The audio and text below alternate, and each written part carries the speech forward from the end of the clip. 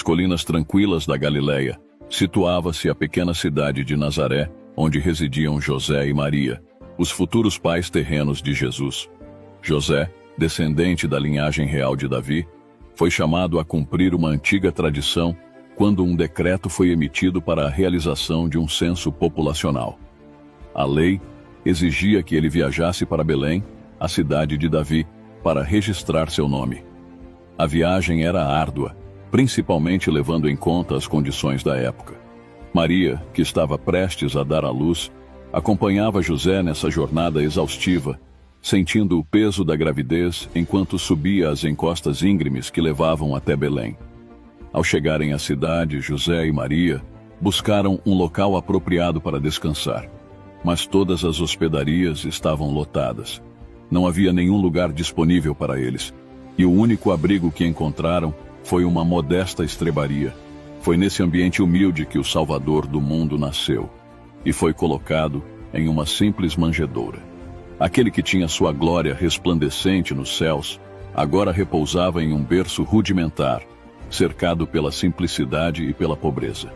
Os sacerdotes e líderes religiosos de Israel, embora conhecedores das profecias sobre o Messias, não estavam preparados para recebê-lo. Eles esperavam a vinda de um rei poderoso, alguém que trouxesse riqueza e libertação política para a nação. No entanto, o Messias chegou de uma maneira inesperada, como um bebê indefeso, nascido em circunstâncias modestas. Devido ao orgulho e às falsas expectativas, os grandes do povo não receberam a revelação do nascimento de Jesus. Em vez disso, Deus escolheu revelar essa maravilhosa notícia a um grupo de pastores humildes que cuidavam de seus rebanhos nas colinas próximas a Belém. Esses pastores eram homens simples, mas profundamente devotos. Enquanto guardavam suas ovelhas durante a noite, conversavam sobre o Salvador prometido e, com corações sinceros, oravam para que ele viesse logo. Foi nesse cenário de fé genuína que Deus enviou seus mensageiros celestiais. Um anjo do Senhor apareceu a eles, e a glória de Deus iluminou os arredores, enchendo-os de temor.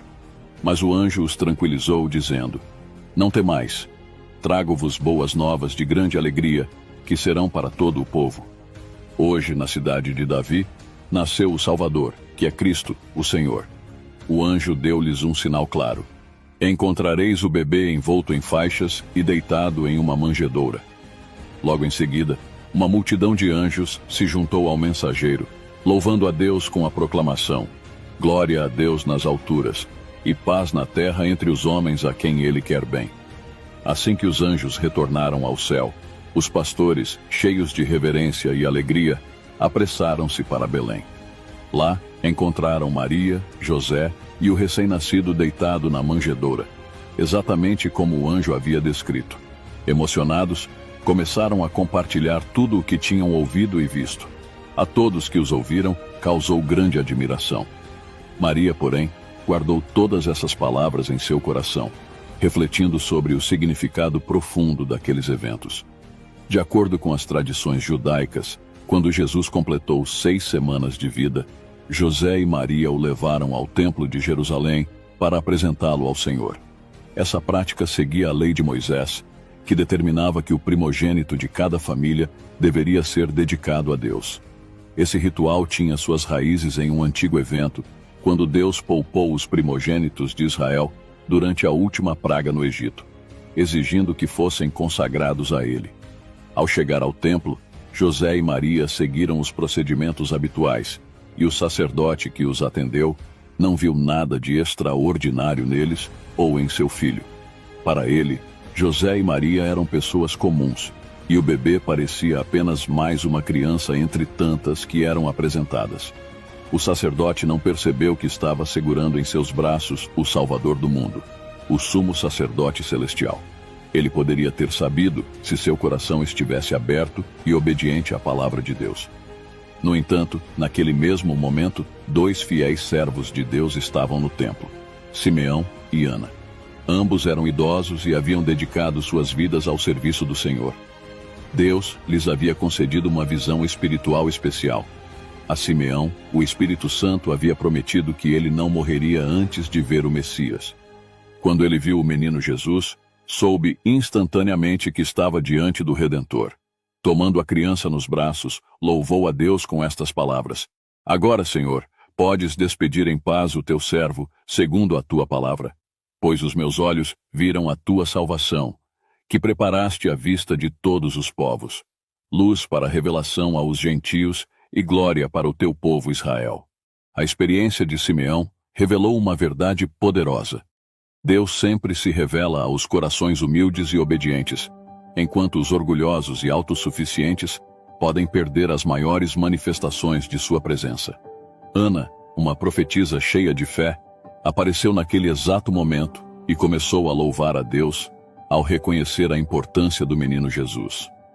Com grande entusiasmo, ela falava sobre o menino a todos aqueles que esperavam a redenção de Jerusalém. Sua sabedoria e discernimento espiritual permitiram-lhe compreender o significado profundo da vinda de Jesus, algo que escapou aos olhos dos líderes religiosos da época. Maria, a mãe de Jesus, meditou em silêncio sobre as palavras proféticas de Simeão. Ela relembrou o que os pastores de Belém haviam dito na noite do nascimento de Jesus, e seu coração foi tomado por uma profunda gratidão e esperança. As palavras de Simeão ecoavam as antigas promessas do profeta Isaías, o qual havia predito o papel de Jesus como luz para o mundo. Ao lembrar-se da profecia, Maria compreendeu que aquelas palavras extraordinárias se referiam a seu filho. O povo que andava em trevas viu grande luz, aos que viviam na região da sombra da morte, resplandeceu-lhes a luz. Além disso, recordou outra profecia de grande importância. Porque um menino nos nasceu, um filho se nos deu. O governo está sobre os seus ombros.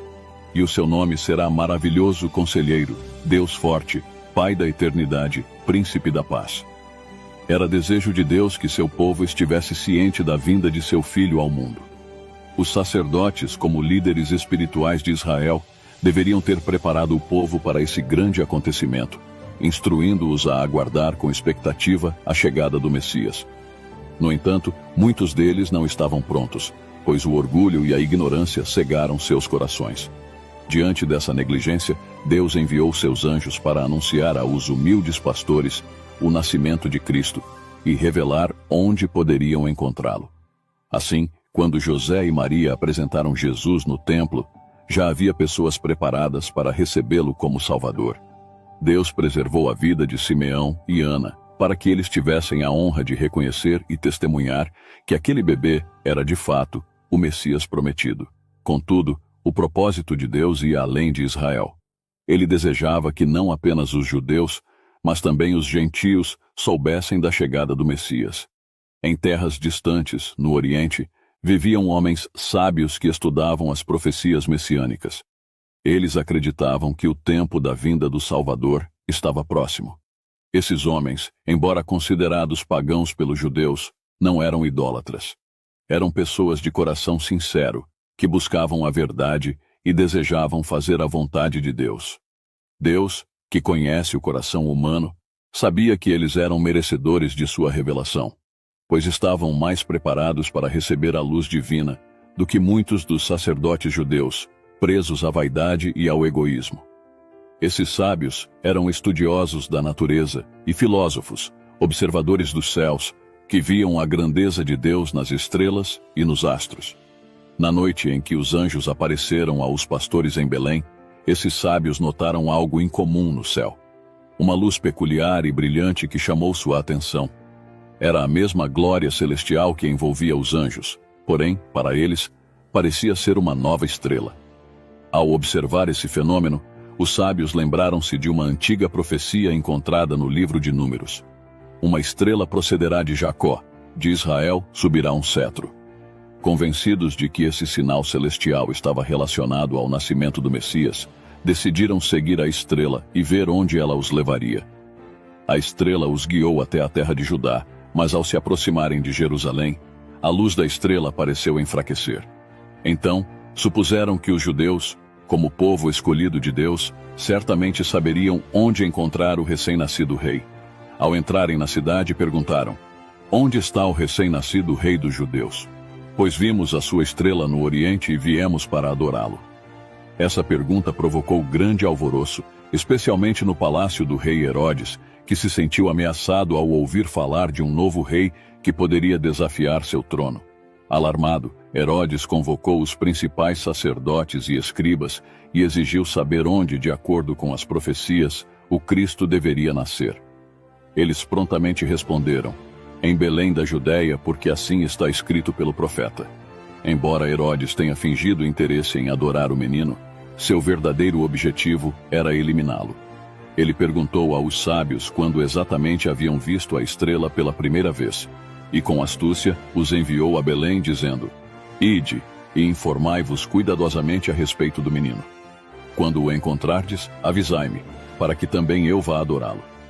Os sábios, então, seguiram viagem, e logo a estrela que haviam visto no Oriente reapareceu, guiando-os até o local onde Jesus estava.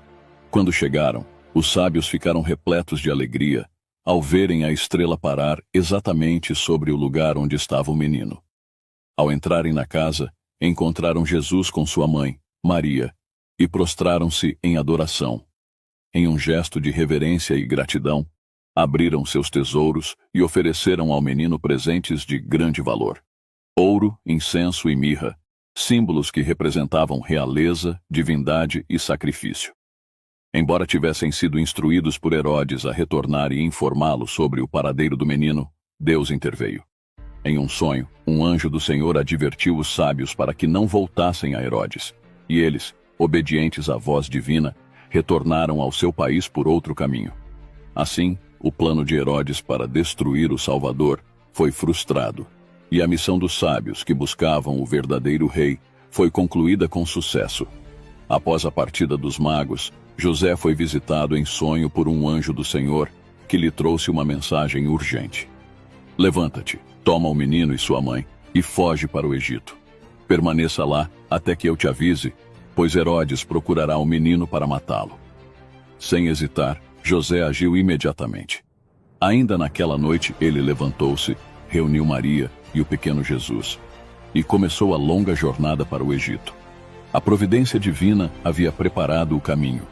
Os presentes valiosos dados pelos magos a Jesus, ouro, incenso e mirra, serviram como recursos financeiros para cobrir as despesas da viagem e do tempo que a família passou no exílio. Herodes, ao perceber que os magos não haviam retornado para informá-lo sobre o paradeiro do recém-nascido rei, ficou enfurecido. Ele já conhecia as profecias sobre a vinda de Cristo e sabia da estrela que havia guiado os magos. Apesar de todos os sinais evidentes da vontade divina, Herodes estava determinado a impedir que o Messias sobrevivesse. Tomado pela ira e pelo medo de perder o trono, ordenou a execução de todos os meninos de Belém e das regiões próximas que tivessem até 2 anos de idade. Esse ato de crueldade, conhecido como o Massacre dos Inocentes, foi uma tentativa desesperada de eliminar qualquer ameaça ao seu poder. Enquanto isso, José, Maria e Jesus permaneceram em segurança no Egito, aguardando novas instruções de Deus.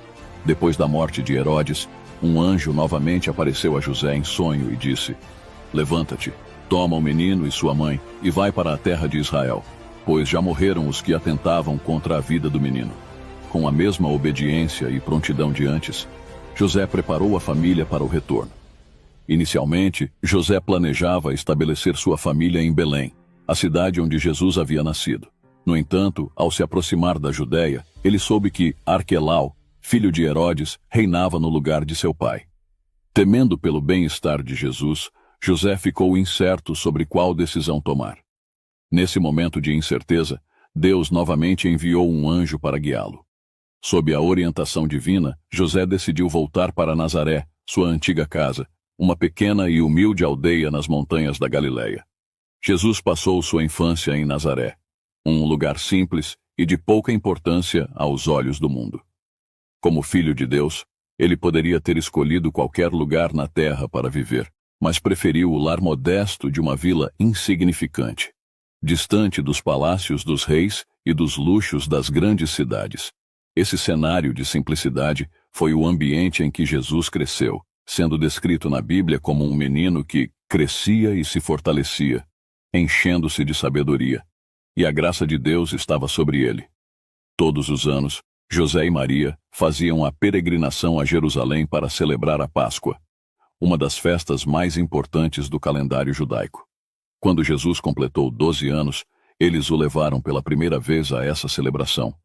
A viagem era uma experiência alegre, com grandes grupos de pessoas viajando a pé ou em animais de carga, vindas de várias partes de Israel e até de outras nações.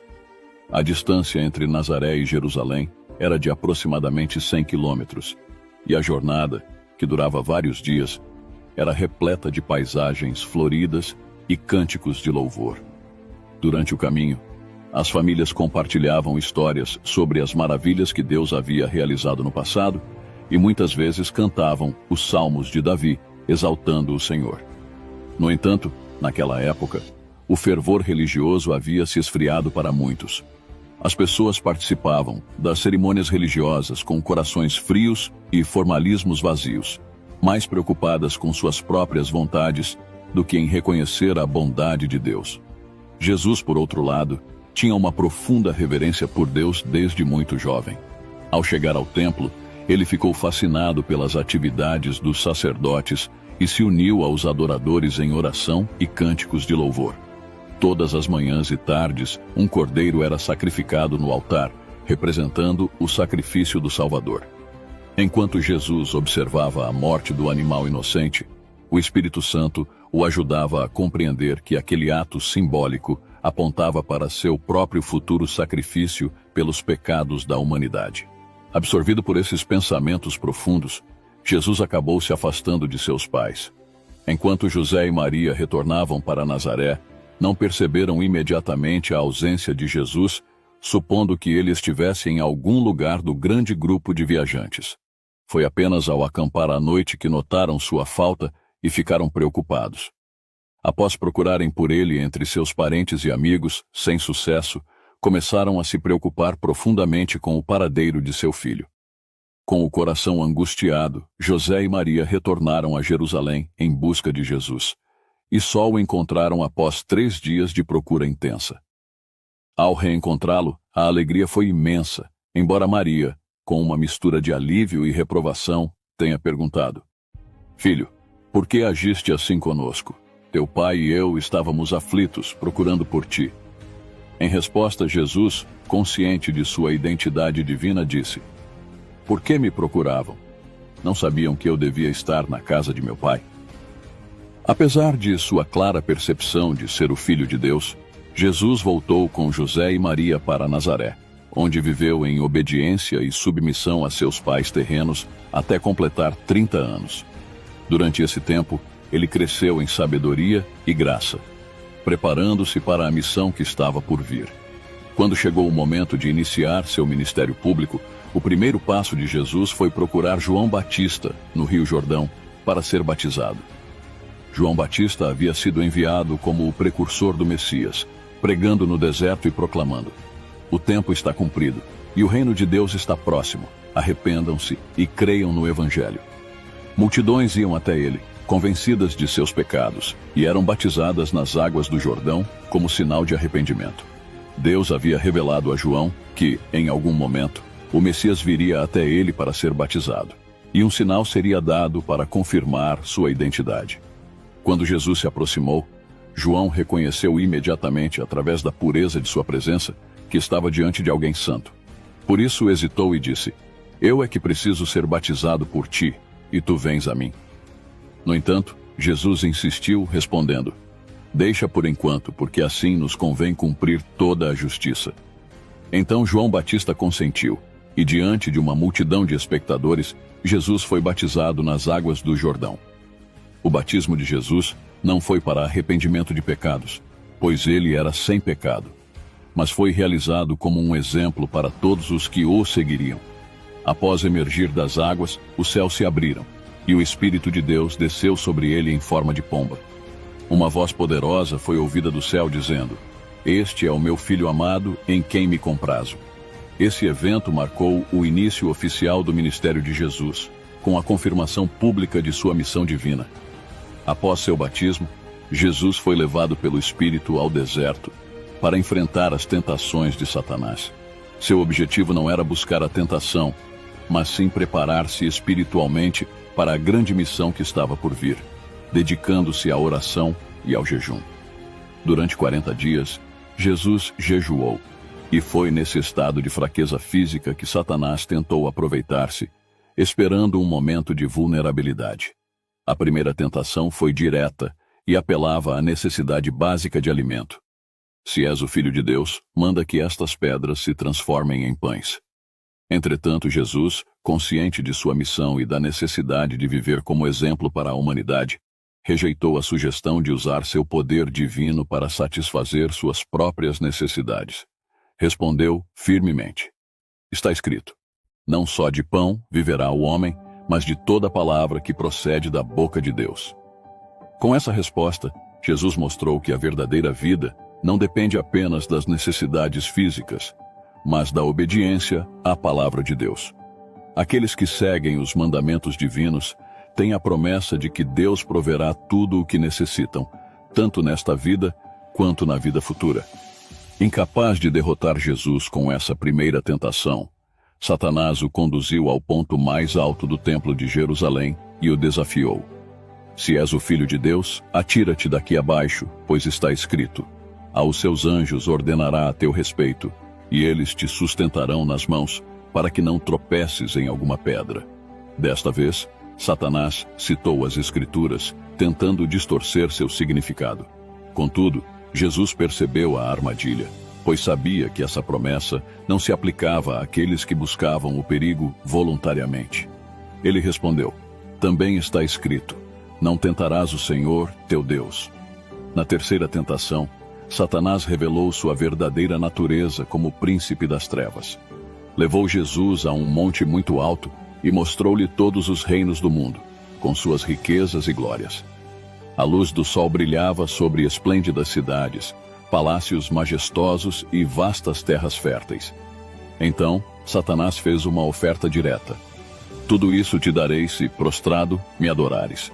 Satanás tentava oferecer poder e autoridade terrenos, na tentativa de desviar Jesus de sua missão celestial. Jesus, por um momento, contemplou a visão apresentada por Satanás. Diante de si, estava o que o mundo tem de mais atraente: reinos de glória e esplendor. No entanto, ao observar mais profundamente, o Salvador viu além da fachada brilhante. Ele enxergou o mundo em sua verdadeira condição, mergulhado no pecado e na miséria, separado de Deus. Toda aquela degradação e sofrimento eram consequências do afastamento do ser humano do Criador e da idolatria a Satanás. O coração de Jesus se encheu de compaixão, desejando com intensidade resgatar o que havia sido perdido, restaurar a criação de Deus e devolver à humanidade uma posição ainda mais elevada do que aquela de que desfrutava no Éden. Seu objetivo não era apenas restaurar a beleza original do mundo, mas reconduzir o homem a uma íntima comunhão com Deus. Por amor aos pecadores, Jesus resistiu firmemente à tentação. Ele sabia que deveria vencer Satanás, não por si mesmo, mas para que toda a humanidade pudesse também triunfar. Sua vitória seria o caminho para que os homens e mulheres pudessem se tornar filhos de Deus e ter a dignidade de se igualar aos anjos. Diante da oferta de poder e riqueza feita por Satanás, Jesus respondeu com autoridade: retira-te, Satanás, porque está escrito: ao Senhor teu Deus adorarás e só a Ele darás culto. Com essas palavras, Jesus reafirmou que somente Deus é digno de adoração e que nenhuma oferta do inimigo poderia desviá-lo de sua missão. Após essa vitória no deserto, Jesus retornou ao Jordão, onde João Batista continuava a pregar e batizar. Naquele momento, líderes religiosos de Jerusalém enviaram mensageiros a João para questioná-lo sobre sua autoridade e identidade. Eles queriam saber se João era o Messias, Elias ou aquele profeta prometido, referindo-se a Moisés. A cada indagação, João respondia com humildade: não sou. Insistindo em uma resposta definitiva, perguntaram-lhe quem ele era, para que pudessem reportar àqueles que os enviaram. João então declarou: eu sou a voz do que clama no deserto. Endireitai o caminho do Senhor, como disse o profeta Isaías. Nos tempos antigos, Quando um rei viajava por suas terras, trabalhadores eram enviados à frente para preparar o caminho, removendo obstáculos, nivelando o terreno e garantindo uma passagem segura. De maneira similar, João Batista fora enviado para preparar os corações do povo para a chegada do Rei Celestial, chamando-os ao arrependimento e à preparação espiritual. Enquanto João respondia aos enviados de Jerusalém, ele avistou Jesus à margem do rio. Com o rosto iluminado de alegria, João apontou para ele e disse: "No meio de vós está quem vós não conheceis, o qual vem após mim, do qual não sou digno de desatar-lhe as correias das sandálias." O povo, ao ouvir essas palavras, ficou profundamente emocionado. O Messias estava entre eles. Muitos procuraram ansiosamente por aquele a quem João se referia. Mas Jesus estava misturado à multidão e não puderam reconhecê-lo. No dia seguinte, João novamente viu Jesus e, apontando para ele, proclamou: "Eis o Cordeiro de Deus que tira o pecado do mundo." A declaração de João era cheia de significado, pois ao chamar Jesus de Cordeiro de Deus, ele fazia uma alusão ao sacrifício perfeito que o Messias faria pelos pecados da humanidade. João então compartilhou com o povo a revelação que havia recebido durante o batismo de Jesus. Vi o Espírito descer do céu como pomba e pousar sobre ele. Eu o vi e dou testemunho de que este é o Filho de Deus. Diante dessas palavras, os ouvintes olharam para Jesus com um misto de reverência e curiosidade. No entanto, eles não viram nele nenhum sinal de riqueza ou poder terrenos. Jesus não vestia roupas luxuosas, nem ostentava sinais de grandeza. Suas vestes eram simples, como as do povo comum. Ainda assim, havia algo no seu semblante que tocava os corações. Uma dignidade incomparável, uma força interior e uma compaixão profunda refletida em seus traços e em seu olhar. Apesar de tudo isso, os mensageiros enviados de Jerusalém não ficaram impressionados. Eles esperavam por um Messias que chegaria como um conquistador, alguém que traria libertação política e glória militar. Diante de Jesus, um homem simples e sem sinais de poder terreno, eles se decepcionaram e se afastaram. No entanto, 2 discípulos de João, que estavam presentes, sentiram-se profundamente atraídos por Jesus e o seguiram. Esses 2 eram André e João, o futuro apóstolo. Depois de ouvir os ensinamentos de Jesus, ambos se tornaram seus discípulos. Movido pela descoberta, André logo foi ao encontro de seu irmão, Simão, e o levou a Jesus. Ao conhecer Simão, Jesus lhe deu um novo nome, Pedro, simbolizando a transformação que ocorreria em sua vida. No dia seguinte, a caminho da Galileia, Jesus chamou Filipe para ser seu discípulo. Assim que Filipe conheceu o Salvador, ele rapidamente buscou seu amigo Natanael e o trouxe para Jesus. Dessa maneira, o ministério de Cristo começou a se expandir. Ele chamava seus discípulos, um a um, e aqueles que o encontravam imediatamente compartilhavam sua descoberta com seus amigos e familiares. Este ato de compartilhar a experiência de conhecer Jesus tornou-se um exemplo para todos os futuros seguidores. Uma vez que alguém encontrasse Cristo, sua missão seria apresentar o Salvador aos outros, jovens ou idosos, ricos ou pobres. Logo depois, Jesus e seus discípulos compareceram a um casamento em Caná da Galileia. Nesse evento festivo, Jesus realizou seu primeiro milagre, manifestando seu poder para abençoar a ocasião e trazer alegria aos participantes. Em vez de água, o conteúdo das talhas foi transformado em vinho, e não qualquer vinho, mas de qualidade muito superior ao que havia sido servido anteriormente. Havia o suficiente para todos os presentes desfrutarem. E o impacto foi grande, embora Jesus tivesse realizado o milagre de maneira discreta. Os convidados não perceberam imediatamente o que havia acontecido, pois Jesus já havia deixado o local antes que qualquer um pudesse entender a magnitude do ato. Em outra ocasião, enquanto passava pela região de Samaria, Jesus, cansado da jornada, sentou-se junto a um poço para descansar.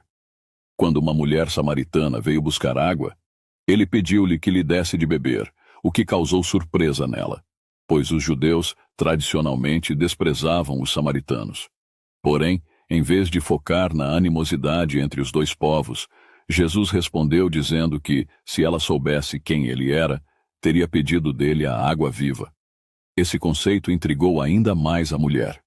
Jesus explicou então: quem beber desta água voltará a ter sede, mas quem beber da água que eu lhe der, nunca mais terá sede. Pelo contrário, a água que eu lhe der se tornará nele uma fonte a jorrar para a vida eterna. Essa água viva simbolizava o Espírito Santo, o único que pode saciar a sede espiritual da humanidade. Assim como um viajante sedento precisa de água para sobreviver, cada um de nós necessita do Espírito de Deus em nossos corações para vivermos plenamente. Durante o tempo de seu ministério, Jesus visitou Nazaré, sua cidade natal, por 2 vezes. Em sua primeira visita, ele foi à sinagoga em um sábado, onde leu uma passagem do profeta Isaías que descrevia a missão do Messias: pregar as boas novas aos pobres, curar os doentes, confortar os aflitos e dar vista aos cegos. Depois de ler a passagem, Jesus proclamou: hoje se cumpriu esta escritura, indicando que ele era o cumprimento da profecia. Aquilo que Isaías havia predito, Jesus agora estava realizando em seu ministério. No entanto, muitos dos presentes, ao ouvirem sua declaração, lembraram-se de Jesus como o carpinteiro que vivera entre eles. Eles se recordaram de tê-lo visto trabalhando ao lado de José na oficina de madeira. Apesar de todo o bem que ele havia feito ao longo de sua vida, muitos em Nazaré se recusaram a acreditar que ele era o Messias. Seus corações se encheram de descrença e inveja, abrindo caminho para que Satanás controlasse suas mentes. Em vez de acolherem a mensagem de Jesus, encheram-se de ira e decidiram tirá-lo de suas vidas. Levados pelo ódio, arrastaram Jesus até o topo de um penhasco, com a intenção de jogá-lo dali para a morte. No entanto, a proteção divina estava com ele, e, miraculosamente, Jesus conseguiu passar pela multidão sem ser notado, desaparecendo de sua vista. Quando ele visitou Nazaré uma segunda vez, encontrou o povo ainda mais endurecido. Eles se recusaram a recebê-lo, e Jesus se afastou, decidindo não retornar mais àquela cidade. Entre os judeus, a religião havia se tornado um sistema de rituais vazios, sem verdadeira espiritualidade. À medida que se distanciavam do verdadeiro culto a Deus, os líderes religiosos substituíam o poder transformador da fé por cerimônias e tradições humanas. Apesar de toda a sua dedicação aos rituais exteriores, os judeus negligenciavam o que realmente importava: a purificação do coração e a transformação pela graça divina. Apenas o sacrifício de Cristo poderia expiar os pecados, e somente seu poder poderia libertar o homem do domínio do pecado. No entanto, os judeus confiavam em suas próprias obras e nas cerimônias religiosas para alcançar a salvação. Acreditavam que, por sua observância zelosa das tradições, eram justos aos olhos de Deus e merecedores de uma posição privilegiada em seu reino. Muitos judeus esperavam que o Messias estabelecesse um reino terrestre de poder e glória. Suas esperanças estavam firmadas nas riquezas e nas grandezas mundanas que acreditavam ser o prêmio por sua suposta piedade. Eles aguardavam ansiosamente o Messias que, em sua visão, viria como um grande príncipe para dominar todas as nações. Entretanto, Jesus veio com uma missão muito mais elevada. Ele veio para restaurar o verdadeiro culto a Deus, trazendo uma religião de coração puro, que se refletiria em vidas justas e em caráteres santos. Os discípulos de Jesus também haviam sido influenciados por esses falsos conceitos ensinados pelos rabinos. As primeiras lições de Cristo foram direcionadas a eles, que estavam sendo preparados para receber a verdadeira compreensão do reino de Deus. Uma dessas lições veio na forma do Sermão da Montanha, onde Jesus apresentou as bem-aventuranças, ensinamentos que eram radicalmente diferentes do que eles estavam acostumados a ouvir. Jesus repetiu essas verdades várias vezes, pois sabia que seus ouvintes precisavam de tempo para compreendê-las profundamente.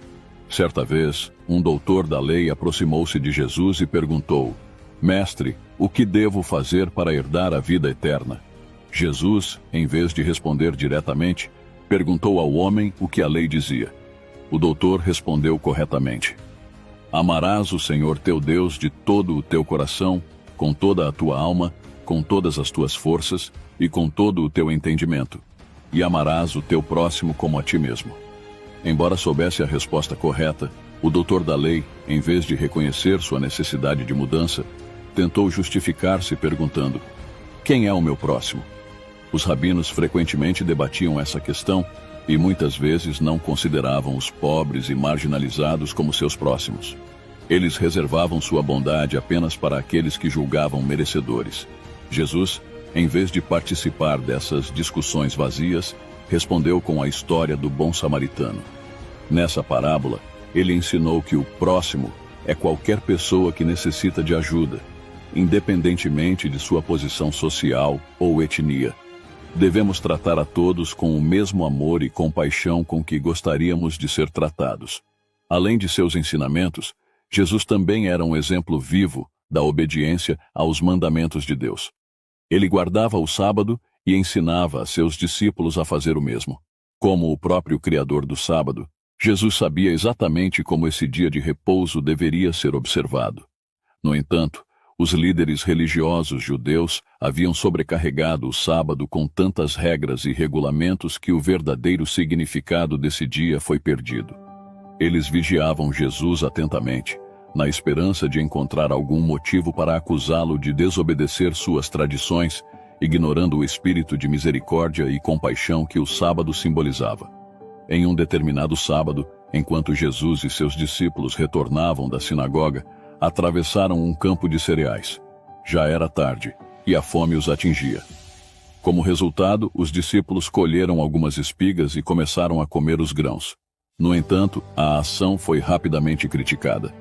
Embora fosse permitido, em dias comuns, colher e comer do fruto da terra, os fariseus e outros opositores de Jesus viam aquilo como uma violação das regras do sábado. Ao testemunharem o que os discípulos faziam, confrontaram Jesus dizendo: teus discípulos estão fazendo o que não é lícito no sábado. Jesus, no entanto, prontamente os defendeu. Ele relembrou um episódio da vida de Davi, quando este, em um momento de necessidade, comeu os pães da proposição, destinados exclusivamente aos sacerdotes, e também deu aos seus companheiros famintos. Se Davi, em uma situação de fome, pôde consumir os pães sagrados, por que então seria errado que os discípulos de Jesus colhessem grãos para saciar sua fome em um dia de sábado? Jesus enfatizou que o sábado não deveria ser um fardo para as pessoas, mas sim um presente de Deus, criado para o bem-estar e descanso da humanidade. Foi então que ele declarou: o sábado foi feito por causa do homem, e não o homem por causa do sábado. Aqueles que acusavam Jesus de tentar abolir a lei receberam uma resposta clara. Ele afirmou: não penseis que vim revogar a lei ou os profetas. Não vim para revogar, mas para cumprir. Cumprir, nesse contexto, significa obedecer plenamente e viver em conformidade com a vontade de Deus. Em diversas ocasiões, os líderes religiosos acusaram Jesus de violar o sábado, muitas vezes buscando motivos para condená-lo ou até mesmo matá-lo. No entanto, isso não abalou a missão de Jesus. Ele guardava o sábado da maneira que Deus havia instituído, mostrando o verdadeiro significado desse dia sagrado. Jesus também se referiu a si mesmo como o bom pastor, e seus seguidores como suas ovelhas. Ele disse: eu sou o bom pastor. Conheço as minhas ovelhas e elas me conhecem. Durante seu ministério, Jesus demonstrou seu poder redentor de forma concreta, curando aqueles que pareciam além da esperança. Ele mostrou que, assim como podia curar as enfermidades físicas, também era capaz de purificar o coração humano do pecado. Realizou milagres extraordinários, permitindo que paralíticos andassem, que surdos ouvissem e que cegos voltassem a enxergar. Sua compaixão foi estendida até mesmo aos leprosos, que ele purificou e restaurou à sociedade. Com sua palavra, Jesus demonstrava autoridade absoluta. Até mesmo os demônios eram forçados a deixar aqueles que estavam possuídos. Os que testemunhavam essas demonstrações de poder divino ficavam perplexos, dizendo: que palavra é esta, que até aos espíritos imundos dá ordens com autoridade e poder? E eles saem. Mas talvez uma das manifestações mais impressionantes de seu poder tenha sido a capacidade de ressuscitar os mortos. Um desses momentos ocorreu quando Jesus ressuscitou o filho da viúva de Naim. Ao se deparar com o cortejo fúnebre, ele interrompeu o ritual, tomou o jovem pela mão e o trouxe de volta à vida, devolvendo-o à sua mãe. A alegria e o louvor a Deus ecoaram entre os presentes. Jesus também trouxe de volta à vida a filha de Jairo e Lázaro, que já estava sepultado havia 4 dias. Esses atos de ressurreição eram sinais inegáveis de que Jesus tinha poder sobre a própria morte, anunciando a vinda de um reino de vida eterna. Durante o seu ministério terreno, Jesus realizou inúmeras obras de compaixão e cura. Essa foi a resposta que ele deu quando João Batista, encarcerado e em dúvida, enviou mensageiros para perguntar se Jesus era de fato o Messias. Naquele momento, os mensageiros encontraram Jesus em meio a uma multidão de doentes que estavam sendo curados. Após um longo dia de alívio ao sofrimento, Jesus finalmente se dirigiu aos mensageiros dizendo: Ide e anunciai a João o que estáis ouvindo e vendo. Os cegos veem, os coxos andam, os leprosos são purificados, os surdos ouvem, os mortos são ressuscitados e aos pobres está sendo pregado o Evangelho. Assim, ao longo de 3 anos e meio, Jesus percorreu diversas regiões, realizando o bem e trazendo esperança onde quer que fosse. Mas o tempo de concluir sua obra na terra estava se aproximando. Ele sabia que logo enfrentaria sua maior provação. Em um momento íntimo com seus discípulos, Jesus anunciou que era necessário que ele fosse para Jerusalém, onde seria traído, condenado e crucificado. Suas palavras se cumpririam. O bom pastor dá a vida pelas ovelhas. À medida que Jesus se aproximava de Jerusalém para participar das festividades da Páscoa, uma multidão numerosa o cercava, composta por aqueles que também se dirigiam à cidade para celebrar essa ocasião solene. No caminho, Jesus deu instruções a 2 de seus discípulos, ordenando-lhes que trouxessem um jumentinho para que ele pudesse entrar em Jerusalém montado. Os discípulos, obedientes, ajeitaram suas vestes sobre o animal e ajudaram Jesus a subir. Assim que ele montou, um brado de triunfo ressoou entre a multidão, que passou a aclamá-lo como Rei e Messias. Essa entrada de Jesus em Jerusalém, montado em um jumentinho, cumpria uma antiga profecia feita pelo profeta Zacarias mais de 500 anos antes. Alegra-te muito, ó filha de Sião. Exulta, ó filha de Jerusalém. Eis aí vem o teu rei, justo e salvador, humilde, montado em jumento, num jumentinho, cria de jumenta. Esse cumprimento da profecia fez com que o entusiasmo da multidão se tornasse ainda mais contagiante. Embora não pudessem oferecer presentes caros ao mestre, o povo lançava suas vestes como um tapete no caminho por onde ele passava, além de colher ramos de oliveira e palmeira, para adornar a passagem de Jesus. Havia uma grande expectativa entre eles. Acreditavam estar escoltando aquele que assumiria o trono de Davi em Jerusalém e reinaria como o tão esperado libertador. Durante seu ministério, Jesus nunca havia permitido que seus seguidores lhe prestassem homenagens de caráter real, mas desta vez ele aceitou as aclamações. Estava se revelando ao mundo como o Redentor prometido, consciente de que o momento de seu sacrifício estava próximo. A morte de Jesus na cruz seria o ponto central da redenção, um tema para estudo e reflexão em todos os tempos. Assim, era necessário que todos os olhares se voltassem para ele naquela ocasião, pois os eventos que se sucederiam nos próximos dias marcariam a história para sempre. O propósito de Deus era claro. Cada acontecimento dos últimos dias da vida de Jesus seria indelével, de maneira que nada no futuro pudesse apagar sua lembrança. A cena da entrada triunfal era repleta de evidências do poder milagroso de Cristo. Entre a multidão, havia cegos que haviam recebido a visão, mudos que agora louvavam com entusiasmo e inválidos que saltavam de alegria por terem sido curados. Essas pessoas, transformadas pelos milagres de Jesus, eram as mais ávidas em adornar o caminho com ramos de palmeira e aclamá-lo. Viúvas, órfãos e leprosos curados por Jesus estavam presentes, louvando seu nome em gratidão pelas obras de misericórdia que haviam experimentado. Entre os que seguiam o Salvador estava Lázaro, que havia sido ressuscitado por Jesus depois de 4 dias no sepulcro. Agora, totalmente restaurado e cheio de vigor, Lázaro caminhava com a multidão que acompanhava Jesus até Jerusalém. À medida que mais pessoas se juntavam ao cortejo, o entusiasmo crescia. E os gritos de Hosana ao filho de Davi, bendito o que vem em nome do Senhor, Hosana nas alturas, ecoavam pelas colinas e vales, ressoando como um cântico de vitória. Entretanto, entre os que testemunhavam aquela cena, estavam os fariseus, que se irritavam profundamente com a adoração prestada a Jesus. Percebendo que perdiam o controle sobre o povo, tentaram, com sua autoridade, silenciar as aclamações. Suas ordens e ameaças, no entanto, apenas intensificavam o fervor popular. Incapazes de conter a multidão, os fariseus se aproximaram de Jesus e disseram: Mestre, repreende os teus discípulos. Eles alegaram que tamanha agitação era contrária à lei e que deveria ser interrompida. Mas Jesus, com serenidade, respondeu: Se eles se calarem, as próprias pedras clamarão. A manifestação de triunfo fazia parte do plano divino e já havia sido predita pelos profetas. Nenhum poder terreno seria capaz de impedi-la. Assim, a obra de Deus seguiria adiante, independentemente das tentativas humanas de interrompê-la ou destruí-la.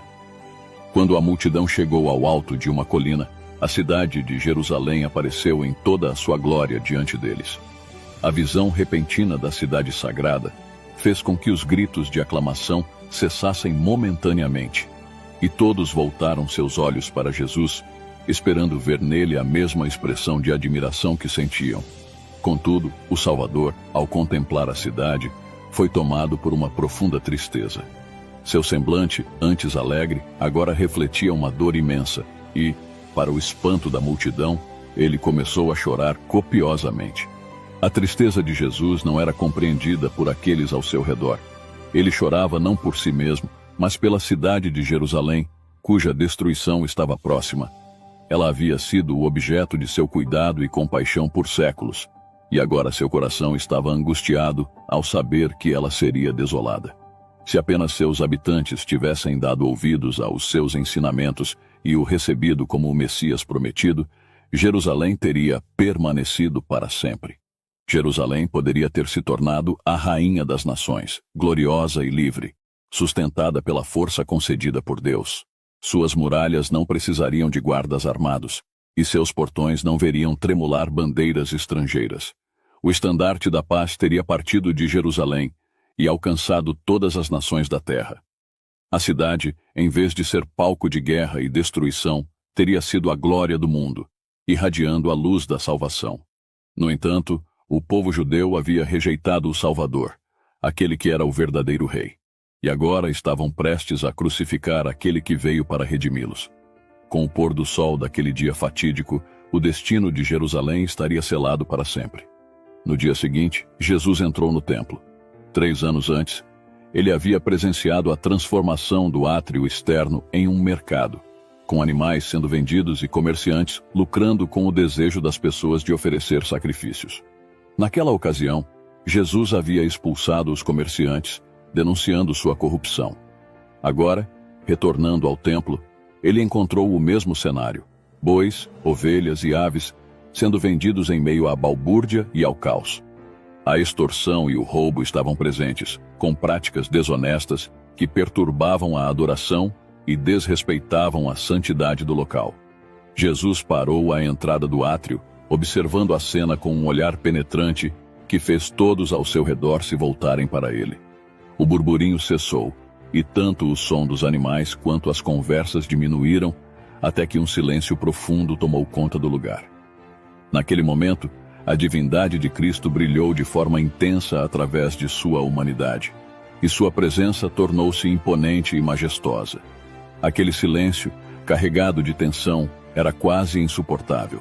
Então, com uma voz firme, clara e poderosa, Jesus declarou: Está escrito, a minha casa será casa de oração, mas vós a transformastes em covil de salteadores. A força de suas palavras ecoou por todo o templo, e o impacto foi imediato. Quando os sacerdotes e líderes voltaram cautelosamente ao local, encontraram um cenário completamente diferente. O tumulto havia dado lugar à adoração. E homens, mulheres e crianças louvavam a Deus. Os cegos viam, os surdos ouviam, os coxos saltavam de alegria, e os doentes eram curados. As crianças lideravam os cânticos de louvor, agitavam ramos de palmeira e repetiam as aclamações do dia anterior. Hosana ao filho de Davi, bendito o que vem em nome do Senhor.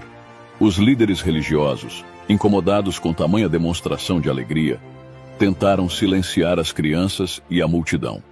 No entanto, a alegria era contagiante e incontrolável, fruto das maravilhas que Jesus havia realizado. Frustrados, eles se dirigiram a Jesus, esperando que ele ordenasse que o louvor cessasse. Ouves o que estes estão dizendo?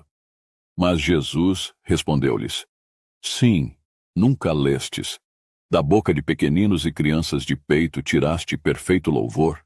A festividade da Páscoa, celebrada pelo povo de Israel desde a libertação do Egito, estava se aproximando. Esse era o momento em que Jesus desejava celebrar a última Páscoa com seus discípulos. Ele pediu a Pedro e João que preparassem a ceia pascal. Centenas de pessoas estavam em Jerusalém para a celebração. E era comum os habitantes locais disponibilizarem cômodos para que os peregrinos comemorassem a festa. Jesus instruiu Pedro e João a seguirem um homem que carregava um cântaro de água até a casa onde ele entraria. Quando chegassem, deveriam dizer ao dono da casa: O mestre pergunta: Onde é o aposento no qual hei de comer a Páscoa com os meus discípulos?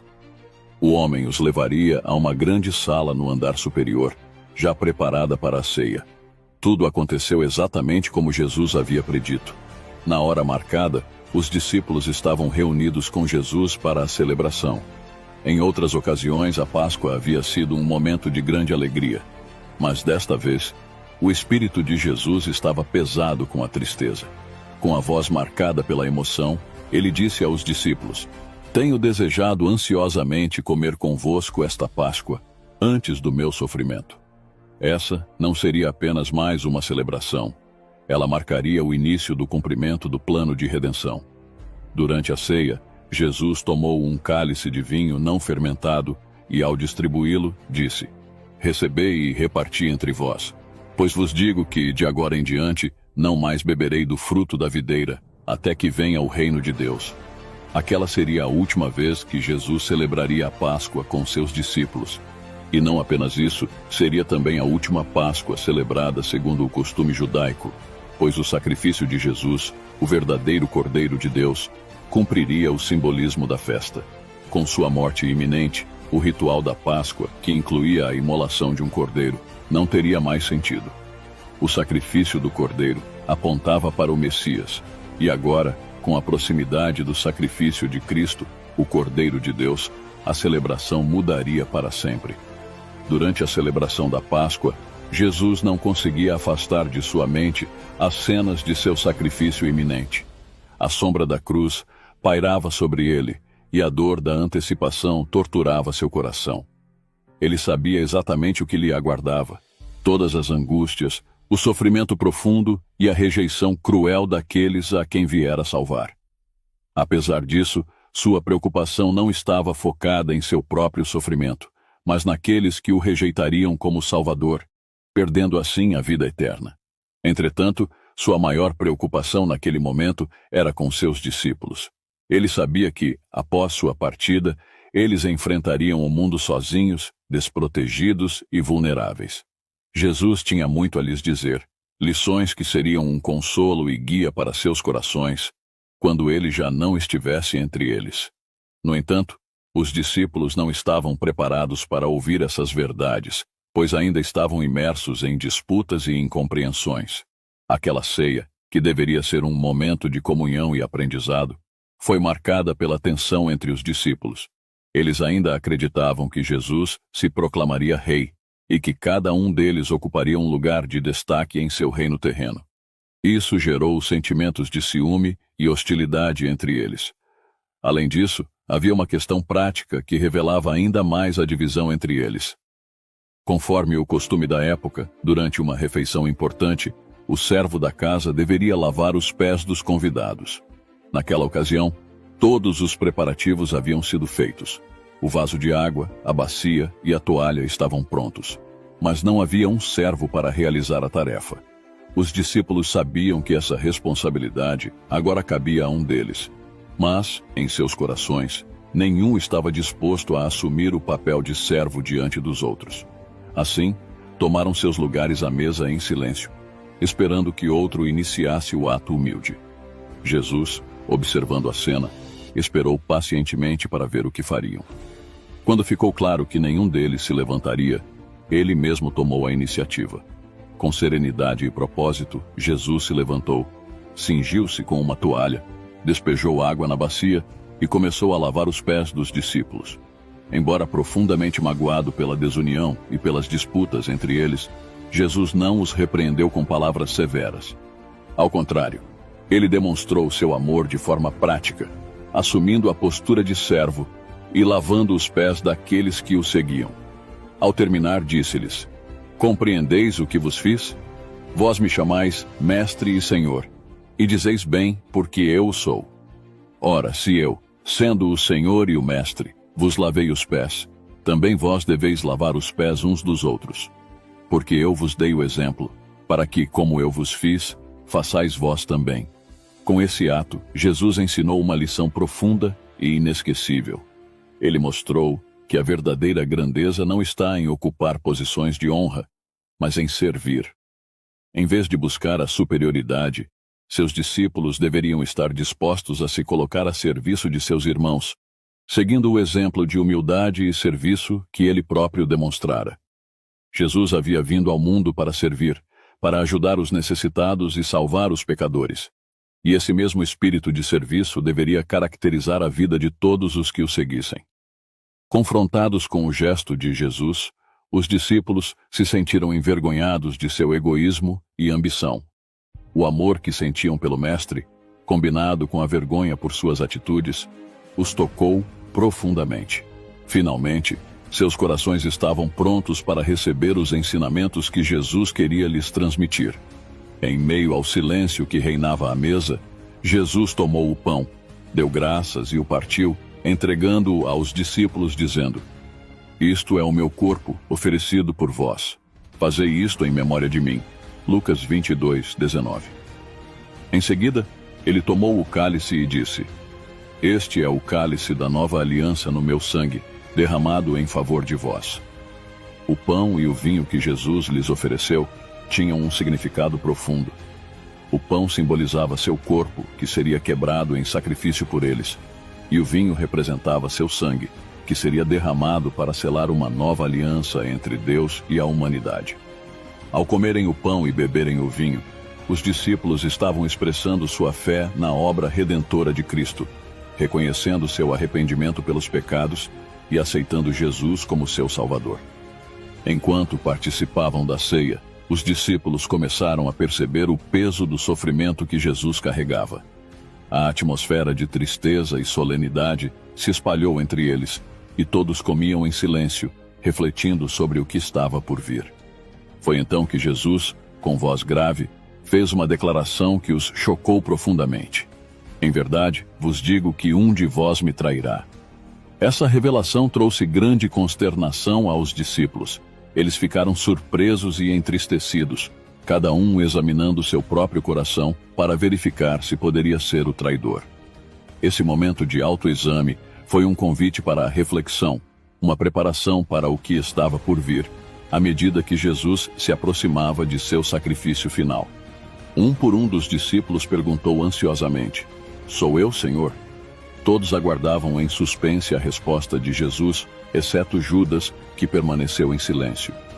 Seus companheiros logo perceberam sua hesitação e os olhares se voltaram para ele. Diante da atenção da sala, Judas também fez a pergunta: Acaso sou eu, mestre? Ao que Jesus, com uma solenidade penetrante, respondeu: Tu o disseste.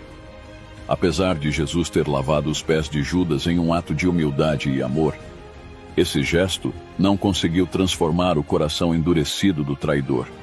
Pelo contrário, Judas sentiu-se mais irritado, considerando o ato de Jesus, que assumira o papel de servo, como um sinal de fraqueza.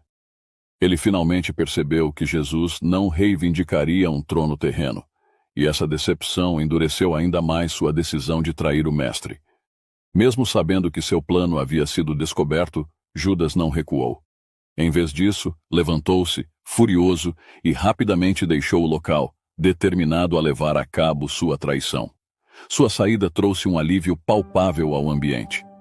O semblante de Jesus se iluminou, e a tensão que pairava sobre o grupo dissipou-se.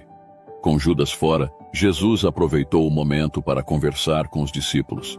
Ele falou sobre sua partida iminente, dizendo que iria preparar um lugar para eles na casa de seu pai e que um dia voltaria para levá-los consigo. Jesus prometeu o envio do Espírito Santo, que seria o Consolador e Mestre, guiando-os após sua partida. Ele encorajou-os a orar em seu nome, assegurando que suas orações seriam ouvidas e respondidas. Em seguida, Jesus orou por eles, pedindo ao Pai que os protegesse do mal, e que o amor entre eles fosse tão profundo quanto o amor que ele tinha por eles. A oração de Jesus não se limitou apenas aos discípulos presentes. Ele também orou por todos os que, no futuro, creriam nele por meio da palavra dos apóstolos. Suas palavras ressoam através do tempo. Não rogo somente por estes, mas também por aqueles que vierem a crer em mim por intermédio da sua palavra, a fim de que todos sejam um. E como tu, ó Pai, estás em mim e eu em ti, também eles estejam em nós, para que o mundo creia que tu me enviaste. Jesus expressou seu desejo de que todos os crentes fossem unidos, em perfeita harmonia, refletindo a unidade divina entre ele e o Pai. A vida de Jesus na terra foi marcada por uma profunda devoção à oração. Frequentemente, ele se retirava para lugares solitários para buscar comunhão com o Pai, onde suas orações fervorosas subiam ao trono celestial. Essas orações não apenas o fortaleciam para enfrentar as provações, mas também o mantinham em comunhão ininterrupta com o Pai. Esse hábito de oração foi uma fonte de sabedoria e força em todas as suas ações. Após celebrar a Páscoa com seus discípulos, Jesus os conduziu ao jardim do Getsêmani, um local onde ele frequentemente orava. Enquanto caminhavam, Jesus continuava a instruí-los. Mas ao se aproximar do jardim, um silêncio pesado tomou conta dele. Durante toda a sua vida, Jesus havia experimentado a comunhão contínua com o Pai, mas agora, prestes a carregar os pecados do mundo, sentia-se cada vez mais distante dessa presença divina. A terrível noite de agonia havia começado. No Getsêmani, a presença do Pai, que sempre o sustentara, parecia estar se retirando, e Jesus começou a experimentar a realidade devastadora da separação que o pecado causa entre Deus e o homem. Ele, que nunca conhecera o pecado, agora tomava sobre si o peso dos pecados de toda a humanidade. A culpa e o horror do pecado o oprimiam de maneira tão esmagadora que ele sentiu uma profunda tristeza, chegando a dizer: "A minha alma está profundamente triste até a morte." Jesus deixou a maioria dos discípulos na entrada do jardim, mas levou consigo Pedro, Tiago e João, os três que estavam mais próximos dele. Mesmo assim, não queria que eles testemunhassem o auge de sua agonia, pois aquilo era algo que ele deveria suportar sozinho. Ao se afastar um pouco deles, pediu-lhes: "Ficai aqui e vigiai comigo." Caminhando mais adiante, ele se prostrou no chão e começou a orar fervorosamente. Jesus sentiu o peso esmagador do pecado, que parecia separá-lo do Pai. O abismo entre ele e Deus parecia imenso e insondável. Cristo não sofria por causa de seus próprios pecados, mas pelos pecados da humanidade. E a aversão de Deus ao pecado era uma realidade com a qual ele estava agora confrontado de maneira direta e dolorosa. Em meio à sua angústia, Jesus clamou: "Meu Pai, se possível, passe de mim este cálice. Todavia, não seja como eu quero, e sim como tu queres." Por uma hora, Jesus lutou sozinho com essa agonia esmagadora. Após esse tempo, ele se levantou e foi até os discípulos em busca de algum conforto, desejando uma palavra de encorajamento ou simpatia. Contudo, ao chegar a eles, encontrou-os dormindo. O impacto de sua aflição havia alterado sua aparência de tal forma que os discípulos mal o reconheceram quando ele os acordou. Dirigindo-se especialmente a Pedro, Jesus disse: Simão, tu dormes? Não pudeste vigiar nem uma hora? Pouco antes de irem ao jardim, Jesus já havia alertado seus discípulos: todos vós vos escandalizareis. Com veemência, os discípulos, especialmente Pedro, haviam assegurado que permaneceriam leais a Jesus, mesmo diante da prisão ou da morte. Pedro, confiante em sua própria força, declarara: ainda que todos se escandalizem, eu jamais. No entanto, em vez de buscarem a força em Deus, como Jesus lhes aconselhara, eles confiaram em si mesmos. E agora, no momento em que Jesus mais precisava de suas orações e apoio, eles dormiam, até mesmo Pedro, que antes afirmara ser o mais fiel.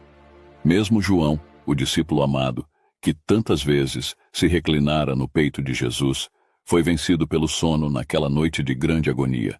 A afeição profunda que ele nutria pelo Mestre deveria tê-lo mantido desperto e vigilante. Suas orações fervorosas deveriam ter se unido às de Jesus, especialmente naquele momento de angústia extrema.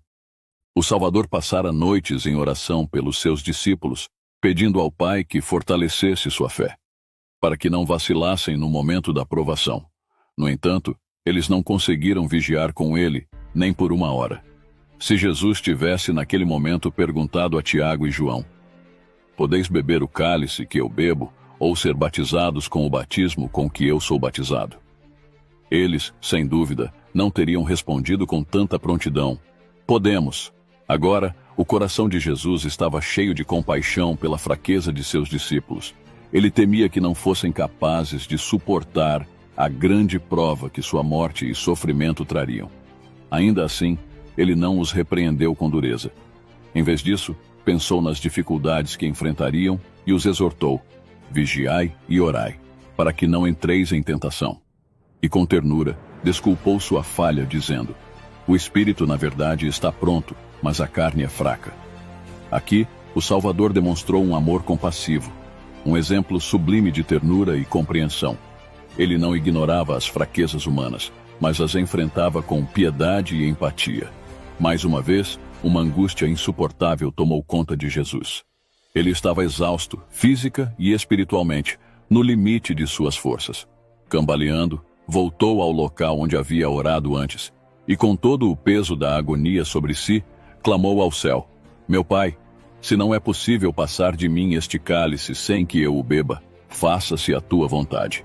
A dor dessa súplica era tão intensa que seu suor se transformou em grandes gotas de sangue que escorriam de seu corpo.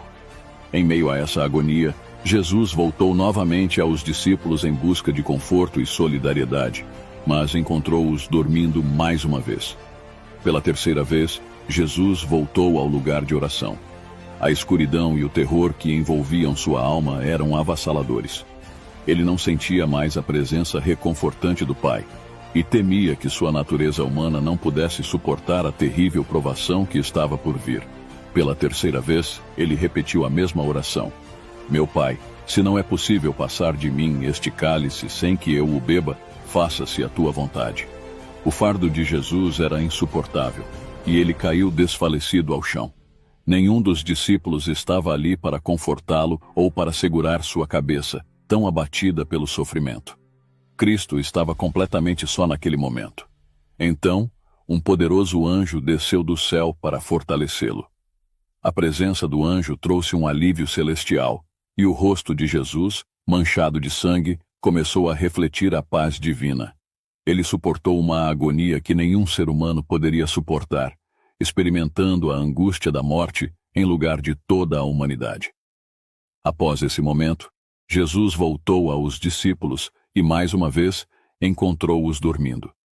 Se eles tivessem permanecido acordados, vigiando e orando com o Mestre, teriam recebido a força necessária para suportar a provação que estava por vir. No entanto, por perderem aquela oportunidade, ficaram sem forças no momento em que mais precisavam. Com tristeza, Jesus lhes disse: ainda dormis e repousais. Eis que é chegada a hora, e o Filho do Homem está sendo entregue nas mãos de pecadores. Enquanto ele ainda falava, ouviram-se os passos da multidão que vinha em sua busca. Voltando-se para os discípulos, Jesus disse: Levantai-vos, vamos. Eis que o traidor se aproxima. Quando a multidão se aproximou, Jesus, sem qualquer traço de seus recentes sofrimentos visível, adiantou-se com firmeza e dignidade. Colocou-se à frente de seus discípulos e perguntou à turba: A quem buscais? Eles responderam: A Jesus, o Nazareno. E Jesus lhes disse: Sou eu. Mais uma vez, Jesus fez a mesma pergunta: A quem buscais?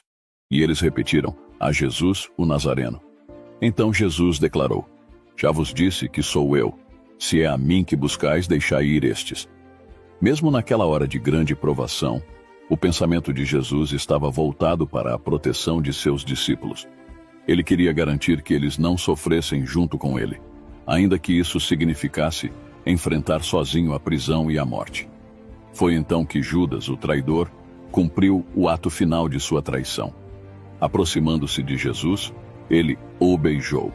E Jesus, com uma mistura de tristeza e misericórdia, perguntou: Amigo, para que vieste? E, com uma voz carregada de dor, acrescentou: Judas, com um beijo traz o Filho do Homem.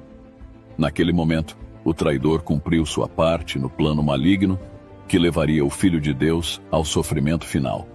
As palavras amáveis de Jesus deveriam ter tocado o coração de Judas, despertando nele algum resquício de ternura ou arrependimento. No entanto, parecia que todo vestígio de compaixão ou dignidade havia abandonado Judas, que agora estava completamente sob o controle de Satanás. Ele se posicionou ao lado de Jesus com uma postura arrogante e, sem nenhum constrangimento, entregou o Mestre à multidão cruel que viera prendê-lo. Cristo, em um gesto de tolerância e compaixão, não rejeitou o beijo traiçoeiro de Judas. Nesse momento, ele nos deu um exemplo incomparável de amor e paciência, mostrando que, como seus discípulos, também devemos tratar nossos inimigos com a mesma misericórdia com que tratou Judas. Logo em seguida, os soldados prenderam Jesus e amarraram suas mãos. Aquelas mesmas mãos que haviam curado enfermos, alimentado famintos e trazido vida e esperança a muitos. Os discípulos ficaram atônitos, não podiam acreditar que Jesus consentiria em ser capturado.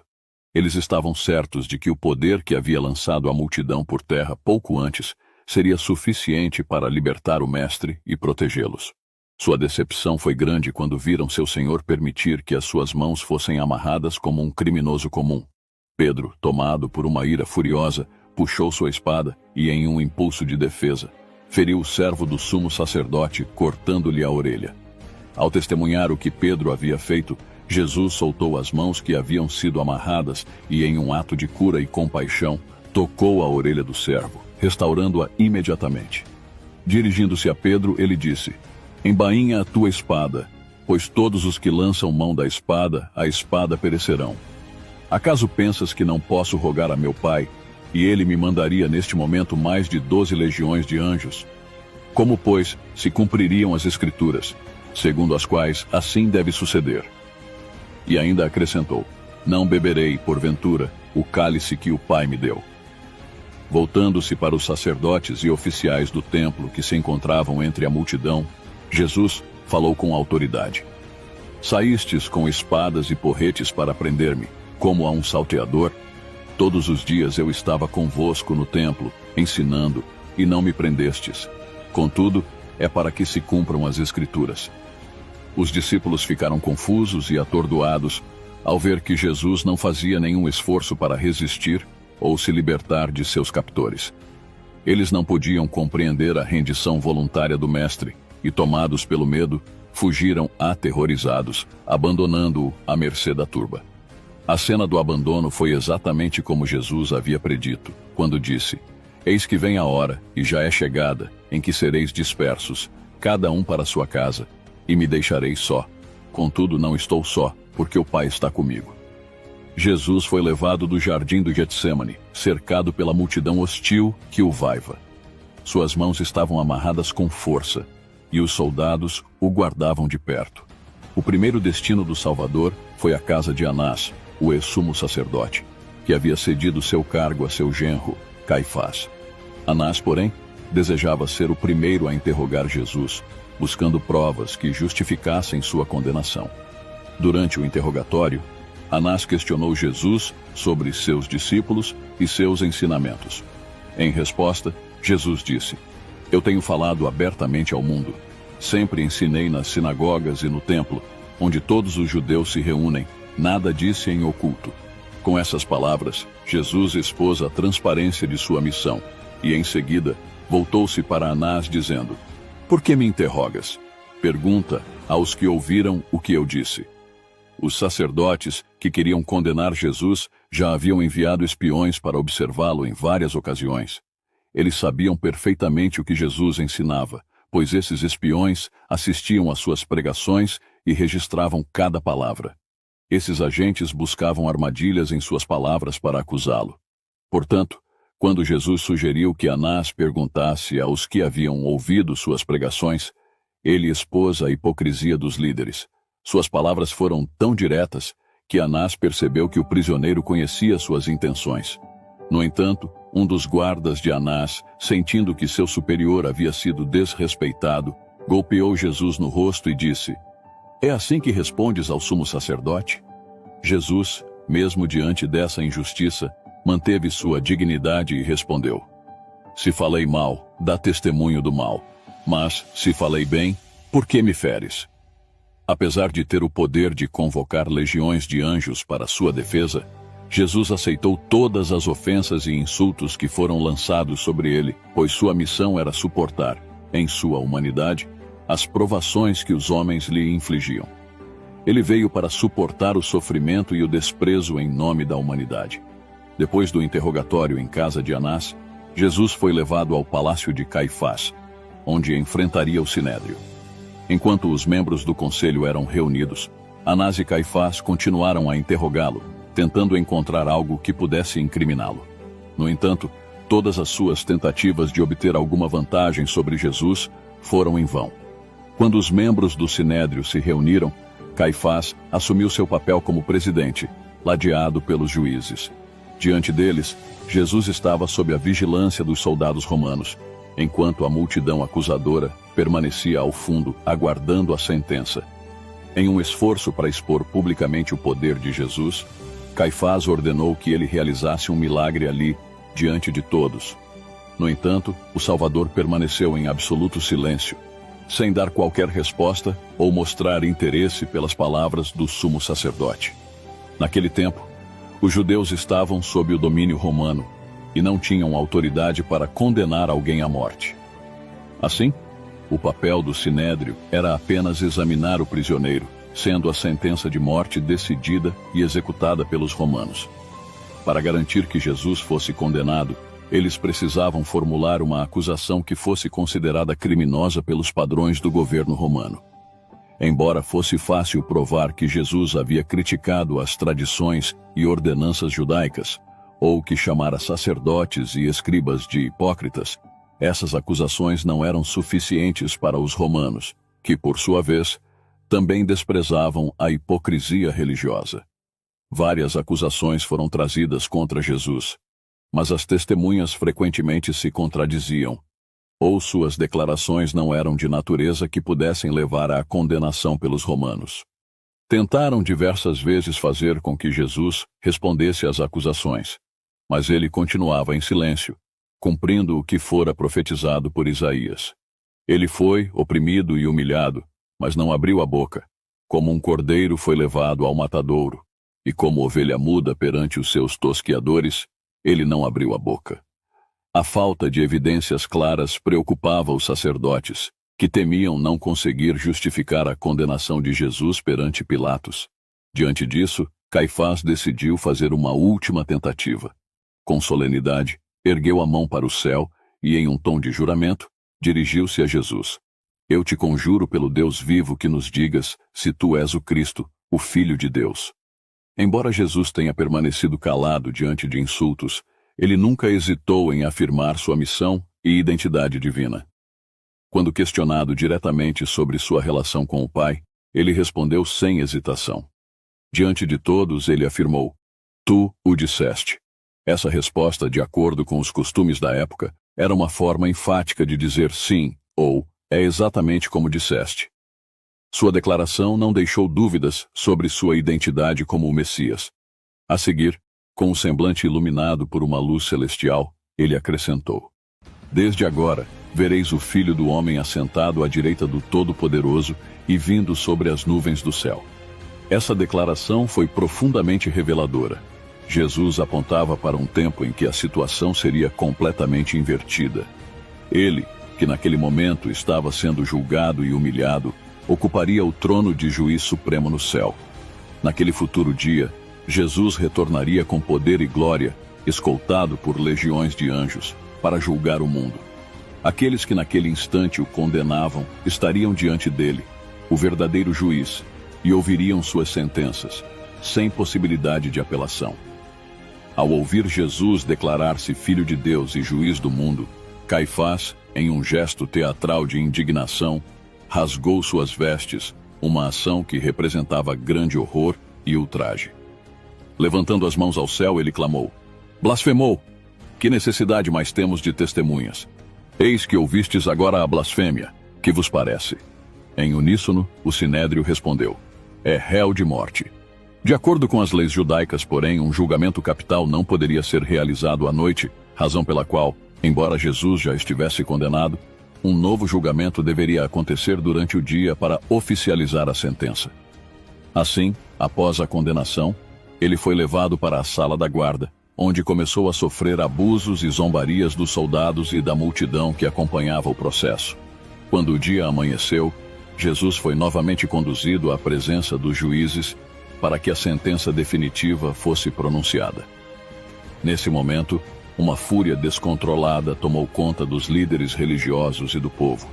Como se fossem bestas selvagens, a multidão rugia violentamente, clamando pela morte de Jesus. Ele é culpado, matem-no, bradavam incessantemente. Se não fosse pela intervenção dos soldados romanos, que estavam ali para manter a ordem, a turba provavelmente teria dilacerado Jesus ali mesmo.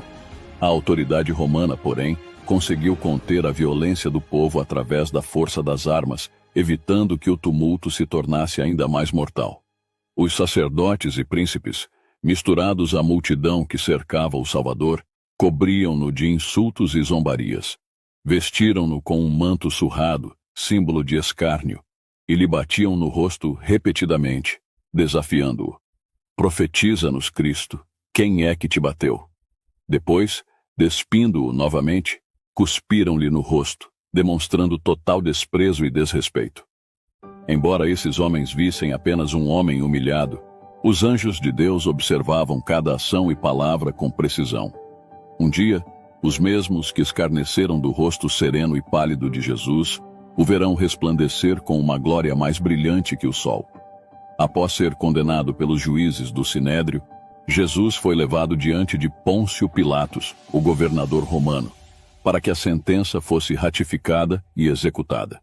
Os líderes judeus, com medo de se contaminarem cerimonialmente e serem excluídos da celebração da Páscoa, não ousaram entrar no tribunal de Pilatos, pois tal ato os tornaria impuros. Em sua cegueira espiritual, não compreendiam que o verdadeiro Cordeiro da Páscoa estava diante deles. E ao rejeitá-lo, a festa que estavam prestes a celebrar perdia completamente seu significado. Quando Pilatos olhou para Jesus, viu diante de si um homem de aspecto nobre e digno. No semblante de Cristo não havia qualquer traço de culpa. Perplexo, o governador se dirigiu aos sacerdotes e perguntou: Que acusação trazeis contra este homem?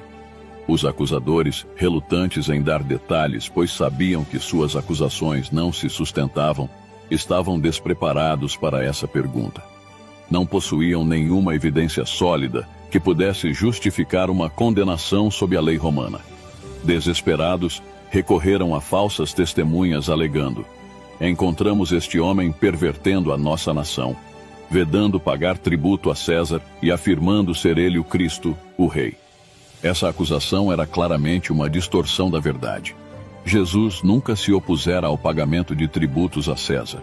Quando questionado sobre o assunto, ele havia respondido com sabedoria: Dai, pois, a César o que é de César, e a Deus o que é de Deus. Pilatos, percebendo a falsidade nas alegações, não se deixou enganar. Ele se voltou para Jesus e perguntou: És tu o rei dos judeus? E Jesus respondeu: Tu o dizes. Ao ouvir essa resposta, Caifás e os outros sacerdotes rapidamente tentaram usar o testemunho de Jesus para pressionar Pilatos a condená-lo. Aos gritos, exigiam a sentença de morte. Pilatos, no entanto, estava impressionado com a serenidade de Cristo diante de tantas acusações. Ao ver que Jesus permanecia em silêncio, o governador, perplexo, perguntou: Nada respondes? Vê quantas acusações te fazem. Mas Jesus continuou sem responder. A atitude de Jesus deixou Pilatos ainda mais impressionado.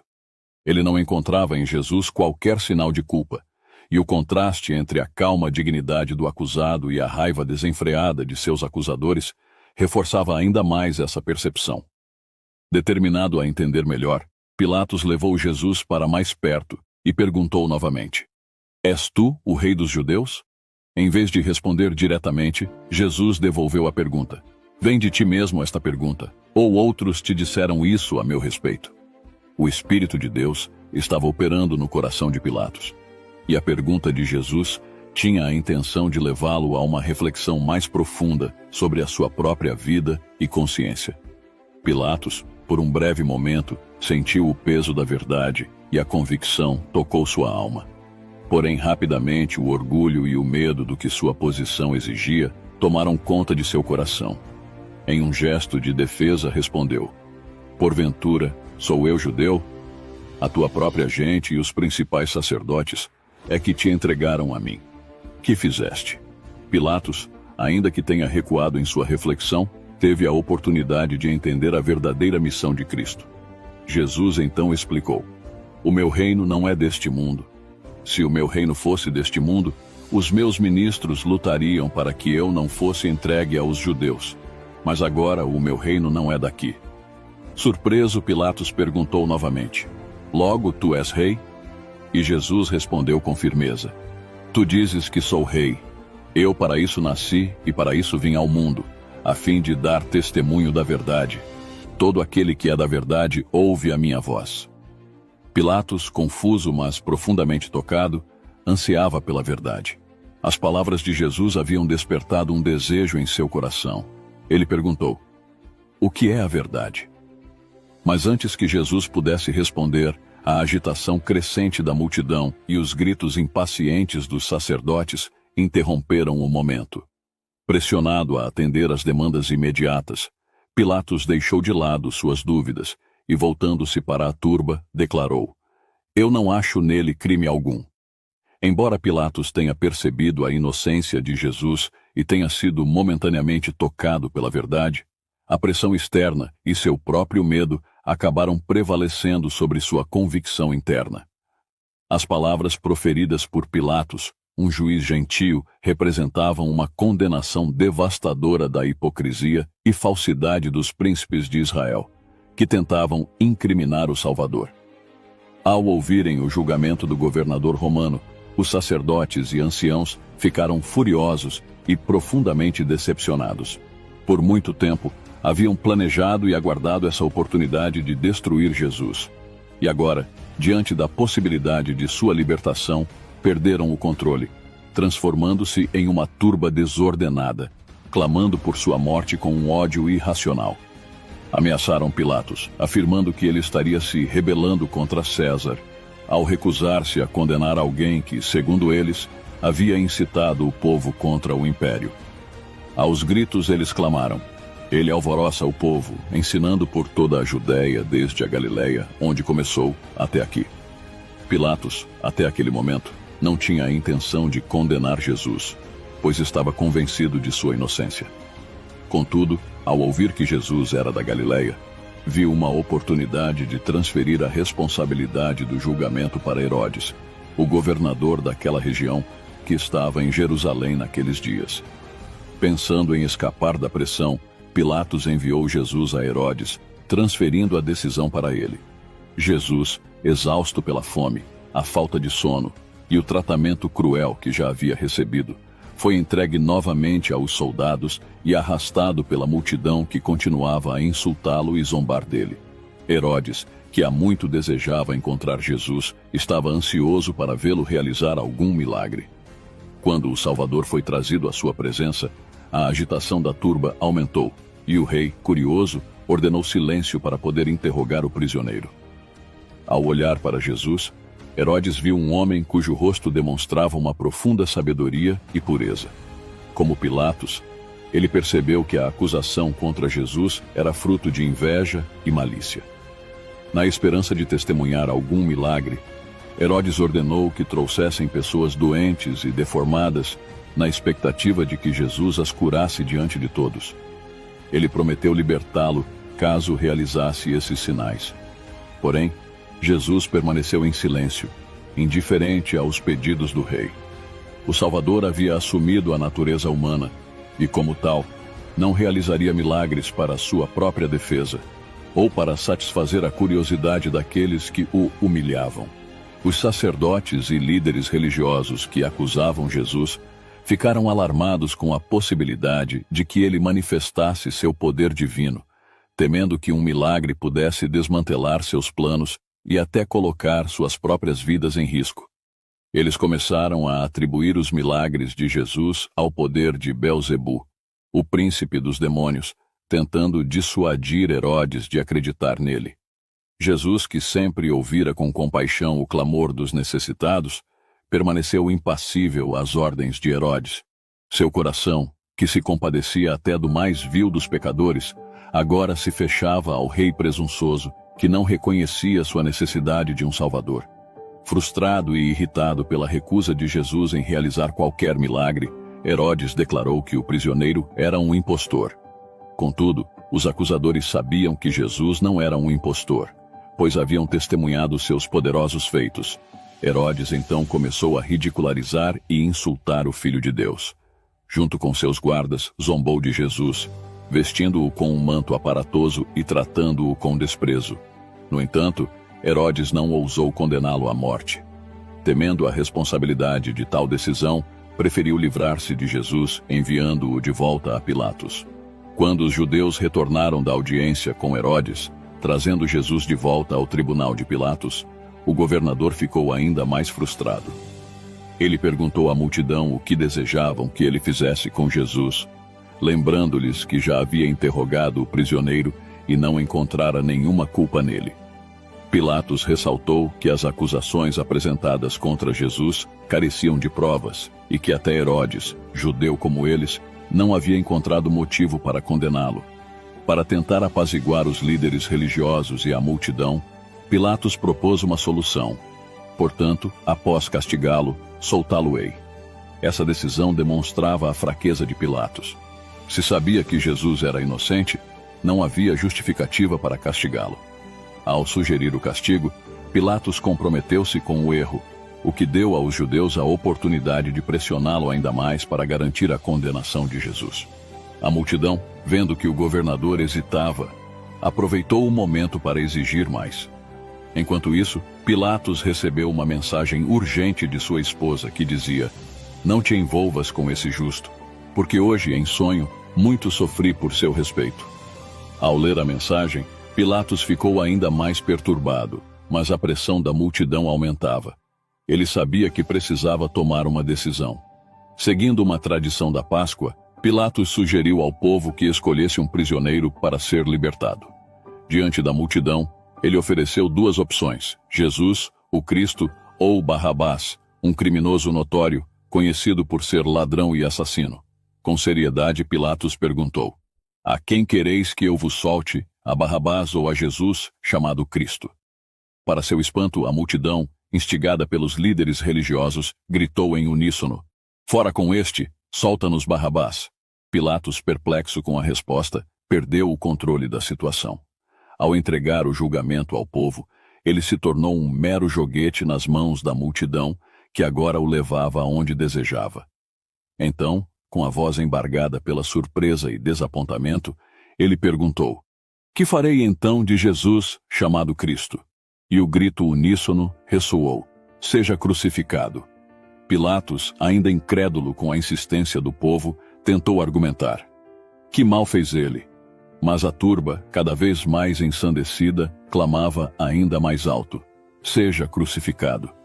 Ao ouvir essas palavras, Pilatos empalideceu, pois nunca imaginara que a situação chegaria a esse ponto. Repetidas vezes, ele havia afirmado a inocência de Jesus, mas diante da pressão incontrolável da multidão, o destino do Salvador parecia selado. Pilatos, em seu último esforço para comover a multidão e despertar alguma compaixão pelos sofrimentos de Jesus, ordenou que o prisioneiro fosse flagelado na frente de seus acusadores.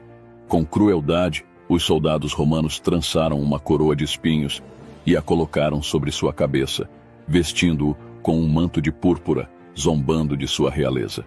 Aproximavam-se dele com escárnio, dizendo: salve, rei dos judeus! Zrenia, enquanto o esbofeteavam repetidamente.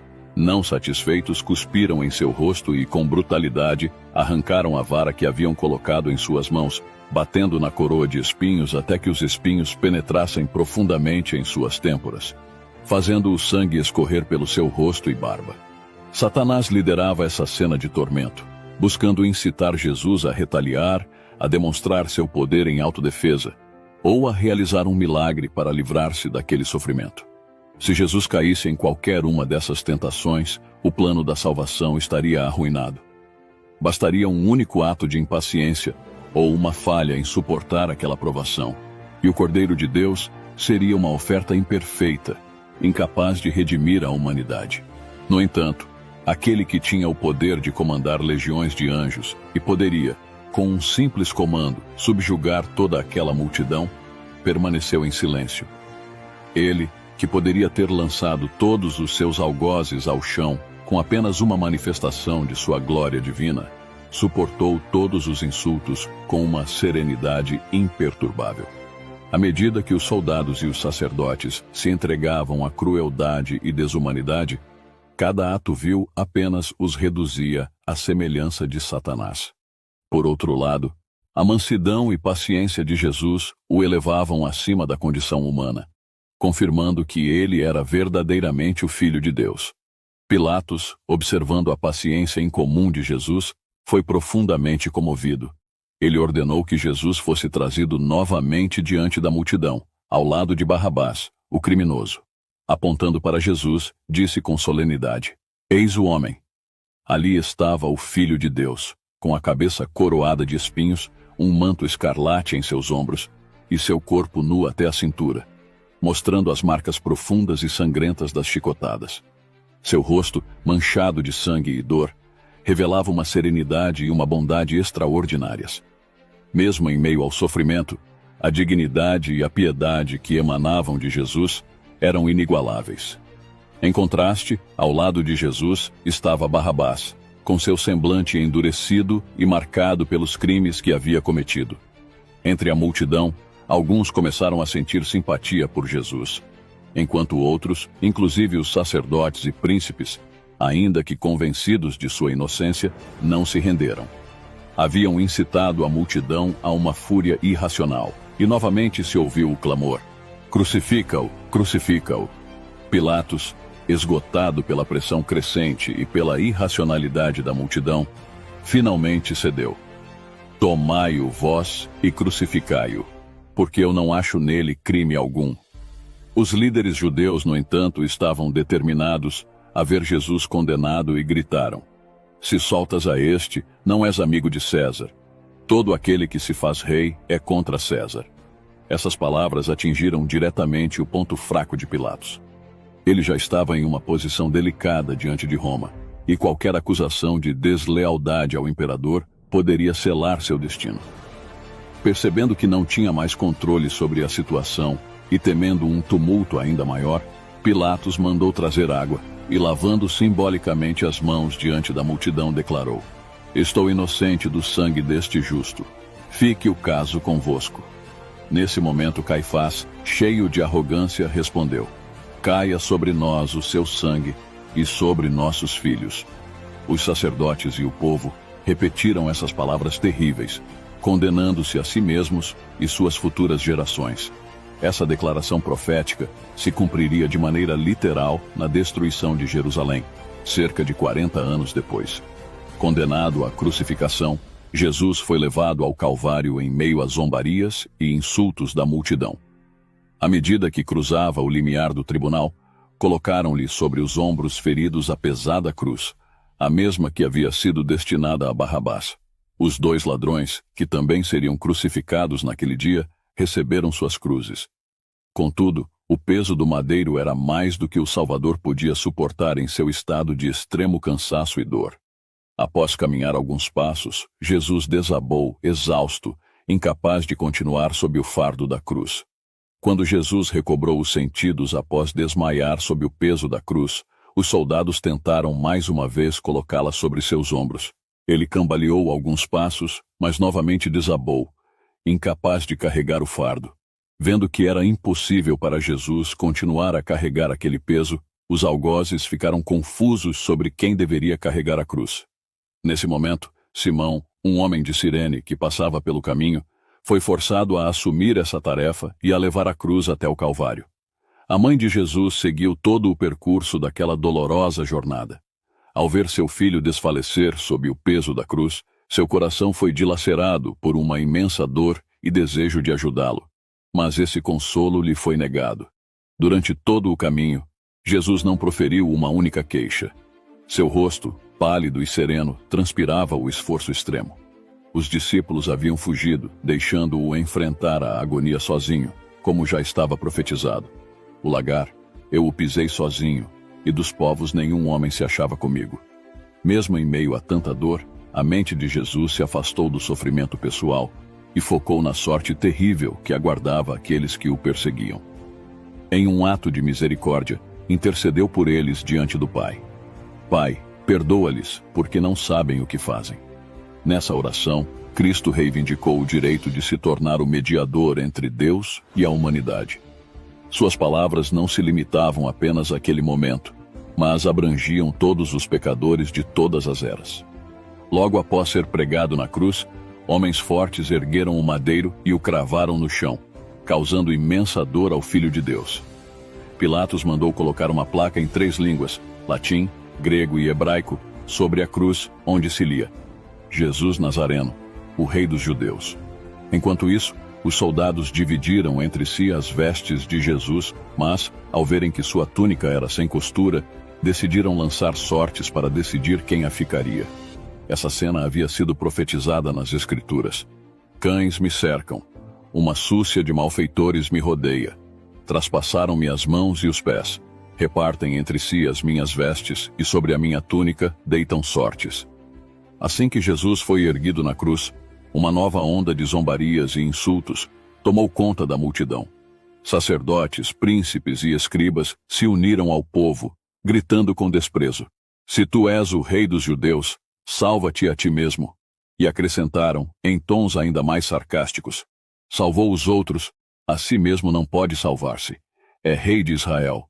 Desça da cruz e creremos nele.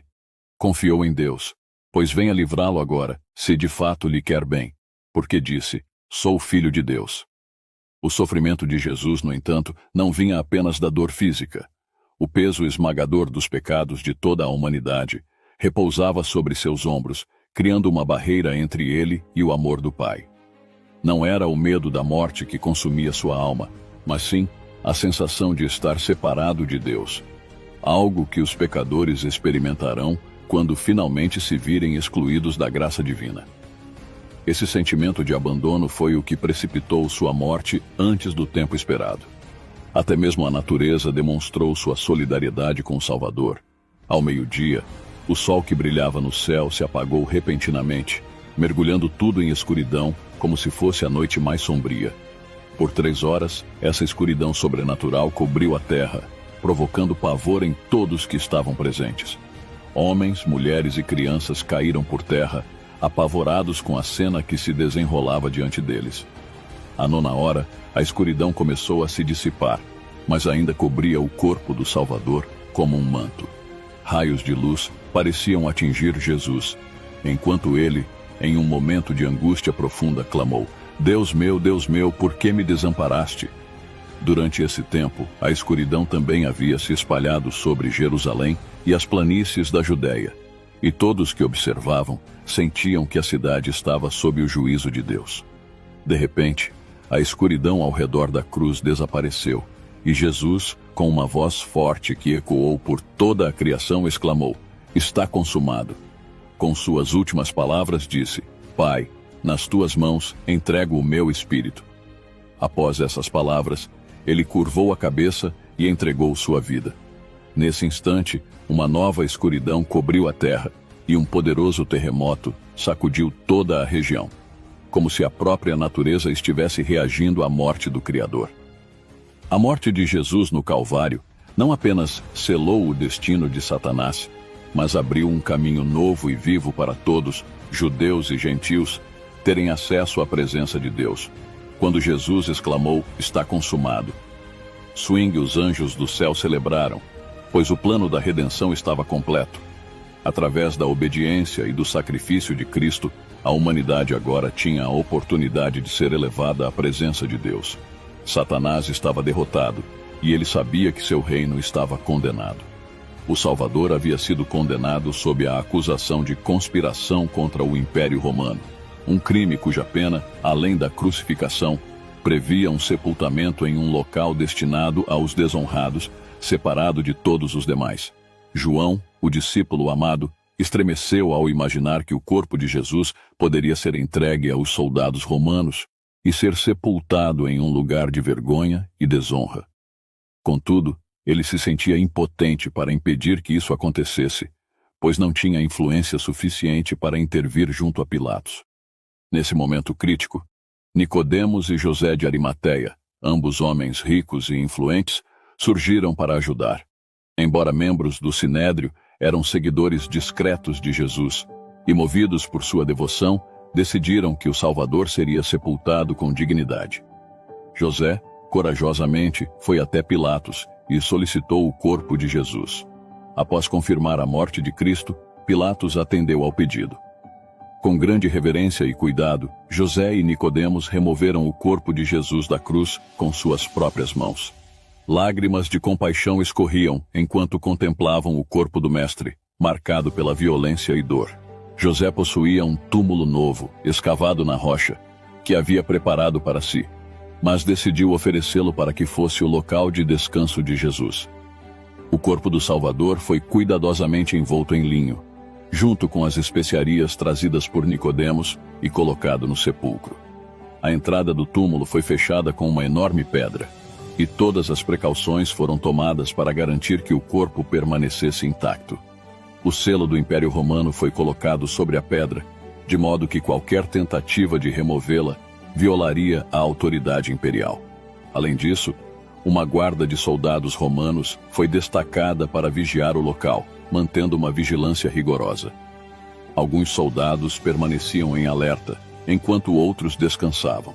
No entanto, além da guarda terrena, uma outra celestial estava presente. Anjos poderosos enviados do céu velavam sobre o túmulo.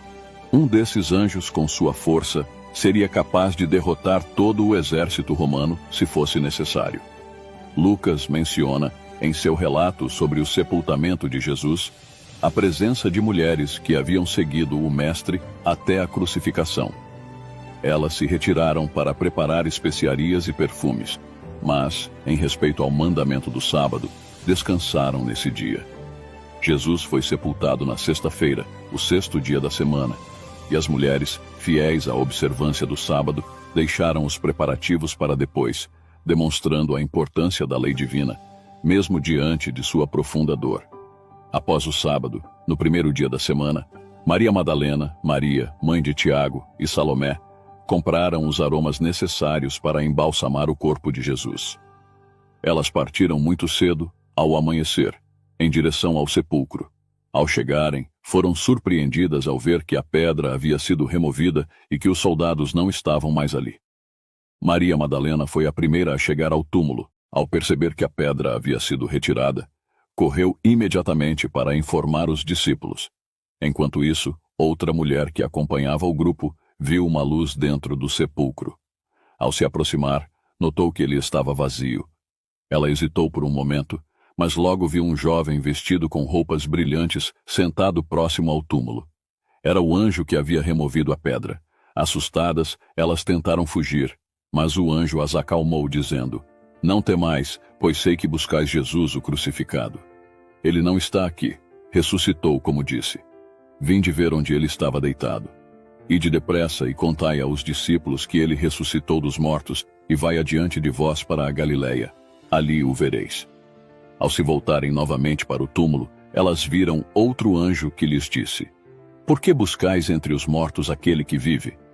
Ele não está aqui, mas ressuscitou. Lembrai-vos do que ele vos disse ainda na Galileia, que era necessário que o Filho do Homem fosse entregue nas mãos dos pecadores, fosse crucificado e ressuscitasse ao terceiro dia. Maria Madalena, que havia se ausentado brevemente, retornou ao local acompanhada por Pedro e João. Depois que eles voltaram para Jerusalém, Maria permaneceu no jardim, incapaz de deixar o túmulo sem saber o que havia acontecido ao corpo do seu Senhor. Enquanto chorava, ouviu uma voz perguntar: Mulher, por que choras? A quem procuras? Com os olhos cheios de lágrimas, ela não reconheceu quem falava com ela, e pensando ser o jardineiro, suplicou: Senhor, se tu o tiraste, dize-me onde o puseste, e eu o levarei. Foi nesse momento que Jesus, com ternura, chamou pelo nome de Maria. Ao ouvir sua voz, ela imediatamente o reconheceu, e em sua alegria exclamou: Rabi. Com as mãos estendidas, ela se aproximou dele, mas Jesus lhe disse: Não me detenhas, porque ainda não subi para meu Pai, mas vai ter com os meus irmãos, e dize-lhes: Subo para meu Pai e vosso Pai, para meu Deus e vosso Deus. Com a ressurreição, todo o poder no céu e na terra foi dado ao Príncipe da Vida. Jesus retornou aos seus discípulos, não apenas como mestre, mas como o ressurreto, portador do poder e da glória que transformaria suas vidas e a história da humanidade. Após sua ressurreição, Jesus apareceu a várias pessoas, além dos seus discípulos, com o propósito de fortalecer a fé e consolidar as promessas que haviam sido feitas. Essas aparições trouxeram certeza de que tudo o que fora profetizado sobre ele se cumpriu de maneira perfeita. A ressurreição não apenas confirmou a vitória sobre a morte, mas também garantiu que, por meio dele, toda a humanidade tem a esperança de se aproximar de Deus. Em Cristo, encontramos o modelo supremo de fé, obediência e submissão à vontade do Pai. Seus atos exemplares são um caminho a ser seguido por aqueles que desejam viver uma vida plena de significado espiritual e moral. Através de Jesus, recebemos não apenas redenção, mas também a oportunidade de sermos justificados perante Deus. Sua santidade nos é atribuída, e por meio dessa santificação, somos capacitados a viver em conformidade com a vontade divina. A glorificação, que é a culminação do plano de salvação, aguarda aqueles que creem e seguem a Cristo, oferecendo-lhes a promessa da vida eterna na presença de Deus. O ser humano, sem a intervenção de Jesus, está espiritualmente perdido e separado de Deus, condenado à escuridão e ao fracasso. No entanto, em Cristo, há vida, restauração e esperança. Portanto, é imperativo que cada pessoa creia e obedeça aos mandamentos de Jesus, pois é através dessa fé e submissão que nos tornamos filhos de Deus, reconhecidos como aqueles que foram chamados para um propósito maior. O chamado divino que nos convoca à comunhão com o Criador se manifesta na vida daqueles que seguem o exemplo de Cristo e vivem de acordo com seu ensinamento, caminhando rumo à plenitude espiritual que só Ele pode oferecer. Espero que você tenha aprendido sobre a vida de Jesus. Tentei abordar aqui os principais fatos da história. Deixe seu comentário sobre o que você achou. Deus abençoe sua vida. Se você ainda não aceitou Jesus como seu Salvador, ainda dá tempo, arrependa-se. Ele pode mudar seu futuro, sua história. Ele pode tirar de você toda a tristeza, toda a solidão e te proporcionar o que você precisa. Entra no teu quarto, fecha a porta e fala com Deus. Ele vai te ouvir. Deus abençoe.